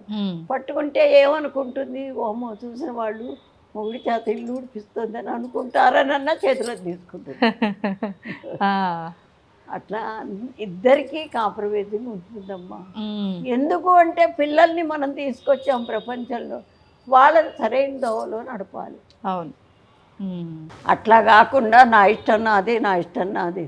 అసలు వేషధారణలోనే మార్పు వచ్చింది. ఆ వేషధారణ కరెక్ట్గా ఉంటే కొంత మటుకు కొన్ని చెడు భావాలు పోతాయి. అమ్మా, మీరు స్టార్టింగ్లోనే చెప్పారు లలితా సహస్రనామ పారాయణం వల్ల ఎంత అద్భుతాలు జరిగాయి అనేది. ప్రస్తుతం అంటే ఏదో వాళ్ళకి జరిగింది కాబట్టి నాకు జరుగుతుంది అన్న ఆశతో అయినా కావచ్చు, లేదు అంటే అమ్మవారి మీద భక్తితోనో కృతజ్ఞత తెలుపుకోవడం కోసమో కావచ్చు, ఈ మధ్యకాలంలో సామూహికంగా ఈ లలితా సహస్రనామ పారాయణ అనేది ఎక్కువగా చూస్తున్నాం. అసలు ఎందుకు చెయ్యాలి ఈ పారాయణ అనేది? చేయటం వల్ల ఉపయోగం ఏంటి? అంటే ఏదైనా ఆశించి చెయ్యాలా, చేయటం పద్ధతేనా? అంటే ఇప్పుడు పిల్లల్ని కంటామండి, వాళ్ళు ఏంటి తల్లిదండ్రికి ఎందుకు చెయ్యాలి? వాడు కష్టపడి చదువుకున్నాడు, కష్టపడి ఉద్యోగం చేస్తున్నాడు, బాస్ చేత నానాచి వాటిలో పెట్టుకుని డబ్బులు తెస్తున్నాడు, వాడికి ఎందుకు చెయ్యాలి? వాడు ఎందుకు చెయ్యాలి తల్లిదండ్రికి? వాడిని పుట్టించారు కాబట్టి ఆ రుణం తీర్చుకోవాలి. అట్లాగే అమ్మవారైనా మనల్ని పుట్టించింది కాబట్టే ఆవిడ రుణం మనం తప్పకుండా తీర్చుకోవాలి. అది ఆవిడ ఏదో ఇస్తుంది చేస్తుంది. ఇప్పుడు పుట్టిల్లు ఉంటుందండి, తల్లిదండ్రి ఎప్పుడు పెడతారనే ఉన్న పుట్టింటికి వెళ్తావా? లేదు, మనల్ని కన్నదే ఆవిడ. అందుకని వెళ్తాం. వాడు పెట్టకపోని అక్కడ తిన్నాను, అక్కడ పెరిగాను, అక్కడ పెద్ద అన్నయ్య అక్కడ పెళ్లి చేస్తే ఇక్కడికి వచ్చాను, మరి అవన్నీ మర్చిపోం కదా. నన్ను కన్న తల్లి తండ్రి కాబట్టి మనం వాడు పెట్టకపోని వెళతాం మనం. అట్లాగే ఇదైనా అంటే ఒక కృతజ్ఞతా భావమే మనం అమ్మవారికి చేసే ఈ సేవ అంతా కూడా. అంతే. ఏ రకంగా ఉండాలమ్మా మనం చేస్తున్న ఈ సేవ అయినా కూడా? భక్తి అనేది ఏ రకంగా ఉండాలి అంటే ఆవిడ కొన్ని గుణాలు చెప్పింది, 10 గుణాలు. దయ, ప్రేమ, తర్వాత కరుణ, ఇట్లాంటివి 10 గుణాలు. కనీసం అన్నీ మన మానవులం కాబట్టి మనకు అన్ని గుణాలు రావు. వస్తే అసలు ఇక్కడ ఉండరు. ఒక్క గుణం అన్నా నేర్చుకుని దాన్నన్నా మనం అమలు చేస్తే ఆవిడ చాలా సంతోషపడుతుంది. ఊరికే ఈ స్తోత్రాలు పారాయణ చేసినందువల్ల కాదు, స్తోత్రం చేసే మనిషి ఆ హృదయాన్ని ఆవిడకి అర్పిస్తే చాలా సంతోషపడుతుంది. ప్రతి నెల నేను 1 లక్ష పుష్పార్చన చేస్తానమ్మా. చేస్తాను ప్రతి నెల పౌర్ణమి నాడు 1 లక్ష అందరూ వచ్చి చదువుతారు. అదంతా ఇంత గుట్టవుతాయి పూలు. అన్ని పూలు నేను చేశాను కాబట్టి నేనే చేస్తాను, వీళ్ళు ఇక్కడ చదువుతూ ఉంటారు. అంత పుణ్యం నాకు వస్తుందా? ఒక్క మాట. ఇంత చేశాను కాబట్టి ఇంత పుణ్యం వస్తుంది అనుకోవడానికి వస్తుందా అసలు? లేదు. రాదు. ఎందుకని రాదు? ఉమ్. అన్ని పూలల్లో ఏ పువ్వు మీద మన మనస్సు లగ్నం అవుతుందో, ఇది సాక్షాత్తు అమ్మవారి పాదాలకు ఎడుతుందని లగ్నం అవుతుందో దాని పుణ్యమే వస్తుంది. అంతేగాని లక్ష కుంకుమార్చన చేసినా, లక్ష పుష్పార్చన చేసినా మొత్తం వస్తే ఈ చేసే వాళ్ళందరూ, చదివే వాళ్ళందరూ ఇంత పుణ్యం ఉంటుంది. ఆ. మనస్సు ప్రధానం అక్కడ. ఎక్కడైతే మన మనస్సుని లగ్నం చేసి అమ్మవారికి అర్పించామో అది మాత్రమే వస్తుంది. అంతే. అంటే ఇప్పుడు ఇబ్బందుల కోసం చేసినా, కోరిక కోసం చేసినా అది నెరవేరట్లేదు మొర్రో అని మొత్తుకునే వాళ్ళు అది అంత భక్తి శ్రద్ధలతో నిమగ్నం చేయట్లేరు. అంతే, అది కరెక్ట్. కానీ ఎవరికి వాళ్ళు మేము భక్తితో చేస్తున్నామని అనుకుంటారు. కానీ ఆ మనస్సు అక్కడ ఉండాలి కదండి. కూర్చోగానే వీడు అదేంటి ఆఫీస్ నుంచి వచ్చాడేమో, కాఫీ తాగాడో లేదో, దీని మీదే ఉంటుంది. ఆయన వచ్చారేమో ఆఫీస్ నుంచి, ఇంట్లో లేనని ఏం కోప్పడతాడో. మనస్సు నిశ్చలత్వం ఎప్పుడైతే వస్తుందో బ్లడ్ సర్క్యులేషన్ కూడా చక్కగా జరుగుతుంది. ఎప్పుడు బ్లడ్ సర్క్యులేషన్ బాగుంటుందో మైండ్ షార్ప్గా ఉంటుంది, కరెక్ట్ అయిన మార్గం మనకే తెలుస్తుంది. అది ఇప్పుడు ఈ పారాయణ చేయాలన్నా, మనం భక్తితో ఏదైనా చేయాలన్నా నియమాలు ఎక్కువగా పాటించాలేమో అని చెప్పి ప్రతి ఒక్కరిలోనూ ఒక సందేహం ఉంటుంది, భయం కూడా ఉంటుందమ్మా. భగవంతుడు ఉన్నాడు లేడు, నమ్మినా నమ్మకపోయినా అమ్మవారికి చేసినా, స్వామికి చేసినా ఏదైనా చేస్తున్నామంటే అమ్మో చేసేది ఈ రకంగా చేయకుండా ఇంకో రకంగా చేస్తే ఏమన్నా అవుతుందేమో ఈ భయం ఉంటుంది చాలా మందిలో. అంత భయపడాల్సిన అవసరం ఉందంటారా? అంత భయపడాల్సిన మనస్ఫూర్తిగా మనం చేయటమేనమ్మా. ఆ ఫలితం ఆవిడ ఏది ఇచ్చినా మనం పట్టుకోగలిగి ఉండాలి. అది ఇప్పుడు మనస్ఫూర్తిగా ఆవిడనే నమ్మి, తల్లి నిన్నే నమ్ముకున్నానని ఏది చేసినా మనం ఆవిడిచ్చే ఫలితం మనం పట్టుకోగలిగి ఉండాలి. దాని గురించి నాకు ఇది ఇచ్చింది, అది ఇచ్చింది, నేను చేయను, ఆవిడ నేడు కొలిచేది, ఇట్లాంటివి రాకూడదు. అమ్మ మీరు అంటే ఆలయంలో కంప్లీట్గా ఇక్కడ అమ్మవారి ఆలయం కట్టక ముందర మీరు ఆలయంలో హనుమంతుడి ఆలయంలో చేసిన, ఇక్కడ ఆలయం కట్టించి ఇక్కడ సేవలు చేసినా కూడా అంటే ఆడవారు ఏదైనా చేస్తున్నారు అని అంటే విమర్శించే వాళ్ళు చాలా ఎక్కువగా ఉంటారు. అలాంటి విమర్శలు ఏమైనా ఎదుర్కొన్నారా? అంటే ఒక పౌరోహిత్యము చేసిన ఆడవాళ్ళు మంత్రాలు అన్నీ చేయడానికి అర్హత లేదు అని చెప్పి కొంతమంది చెప్తూ ఉంటారు. అట్లాంటిది మీరు ఏకంగా ఒక పౌరోహిత్యం అన్నట్టే ఇంకా కంప్లీట్ ఒక పూజారిలా వ్యవహరిస్తున్నారని విమర్శలు ఏమి ఎదుర్కోలేదా? విమర్శలు ఇప్పుడే లేవు, మొదట్లో ఎదుర్కొన్నా. అయితే ఒకటమ్మా, శాస్త్రాల్లో ఆడవాళ్ళకి కొన్ని నియమాలు పెట్టారు. నెలసర్లు వస్తాయి, ప్రెగ్నెన్సీ వస్తుంది, మంత్రాలు చదవటానికి ఆ నరాలన్నీ కదులుతాయి. ఇది సైన్స్లోనే ఉందమ్మా. ఈ పూజ అనేది సైన్స్కి ముడిపెట్టేసేసారు. అది కరెక్ట్గా ఉన్నది. సైన్స్ అంటే విడిగా ఏం లేదు. బయటికి వెళ్ళి వస్తే మా రోజుల్లో బయట కాళ్ళు కడుక్కుందే లోపలికి అడుగు పెట్టించేవారు కాదు. ఇంకోటి, స్కూల్కి వెళితే చిన్న పిల్లలప్పుడు బయట అదేంటి పంచలో 2 గూళ్ళు కట్టించి ఇచ్చారు. శుభ్రంగా కాళ్ళు కడుక్కొని ఆ పంచలోకి వచ్చి బట్టలు మొత్తం విప్పి గూట్లో పెట్టేసి మళ్ళీ ఇంకోటి కట్టుకుని లోపలికి వెళ్ళాలి చిన్న పిల్లలకి. మరి అంత నియమాలు పాటించడం వల్లే మాకు ఒక నిశ్చలత్వం వస్తుంది. ఒక పని చెయ్యాలన్నా నిశ్చలంగా ఉంటేనే చేస్తాడు. ఇప్పుడు సైన్స్ అయినా అంతే కదా. అదేదో రాకెట్లు అవి ఇవి కనుక్కున్నా అంటే వాడు ఎంత నిశ్చలంగా అవి కలుపుకొని చేస్తే అది ఒకటి తయారవుతుంది. అవును, అది. అయితే మీరు మొదట్లో విమర్శలు ఎదుర్కొన్నారు కానీ ఇప్పట్లో ఎలాంటివి లేవు. ఇప్పుడు ఈ నియమాలు కూడా ఏమీ అవసరం లేదంటారా అమ్మ? మనస్సు ప్రధానం అమ్మ. మనస్సు ప్రధానం అయినప్పుడు ఇప్పుడు డబ్బులు అవసరం అవుతాయి. ఆయన అడిగితే ఇవ్వరు అనుకోండి. ఇవ్వకపోతే ఆయన స్నానం చేసేప్పుడు జేబులోంచి 10 రూపాయల నోటు తీసుకుందాం అనుకుంటారు. అవసరం మీకు అట్లాంటిది. అవును, అట్లాంటప్పుడు ధైర్యంగా ఉండి నాకు ఇదిగో ఈ అవసరం వచ్చింది, నాకు కావాలి అట్లా అడిగి తీసుకుంటే వాడు కూడా ఫోన్లే ఎప్పుడు అడగదేదో అడిగింది అని చేస్తారు. అట్లా కాకుండా ఎప్పుడైతే ఇప్పుడు అక్కడ అవసరము తీరుతుంది, మంచితనము బయటపడుతుంది. అవును, అంటే ప్రతిదీ మన ఆలోచన విధానంలో మనం చేసే పనుల్లోనే అది ఉంది. అందుకని ఈ పని చేయకూడదు, ఇది చెయ్యాలి. ఇప్పుడు పిల్లలు అన్నం తినరని సంకలో ఎత్తుకుని గిన్నె పట్టుకుని వాడికి బూట్లు ఉంటాయి, దానికి చెప్పులు ఉంటాయి, రోడ్డంతా తిప్పుతూ వాడికి పెడతారు. తినడు, నిజమే పెడతారు. అది మరి సైన్స్కి ఎంత వ్యతిరేకం అది. బయట ఆ మట్టి మచానం అంతా గాలి ఎట్లా ఉంటుంది, మరి అప్పుడు కనపడదా సైన్స్? అదే పూజ అనుకో, బయట నుంచి వచ్చిన ఇప్పుడు గుళ్ళోకి వచ్చేవాడు స్నానం చేయింది రాడు. అది దాంట్లో ఎంత సైన్స్ ఉంది. అట్లాంటివి సైన్స్కి పూజకి అసలు ముడి పెట్టే ఉందండి. పూజ అంటే ఏదో విడి, సైన్స్ అంటే ఏదో విడి. ఇప్పుడు అందరూ సైన్స్ అనేది అంటున్నారు కాబట్టి పూజలు లెక్క చేయట్లా. అది ఇది రెండు ఒకటే. 1,00,000 మల్లె పూలతో పూజ చేస్తే ఏంటి ఆ వాసన ఎంత దూరం వస్తుంది. ఇప్పుడు అక్కడ చేసాం, ఈ చుట్టుపక్కలంతా 1,00,000 పూలు అంటే ఇంత గుట్ట, మల్లె పూలు అంటే వాసన. ఎట్లా మరి ఆ వాసన అంతా వస్తే ఇక్కడ ఉన్న చెడంతా బయటికి వెళ్ళిపోతుంది.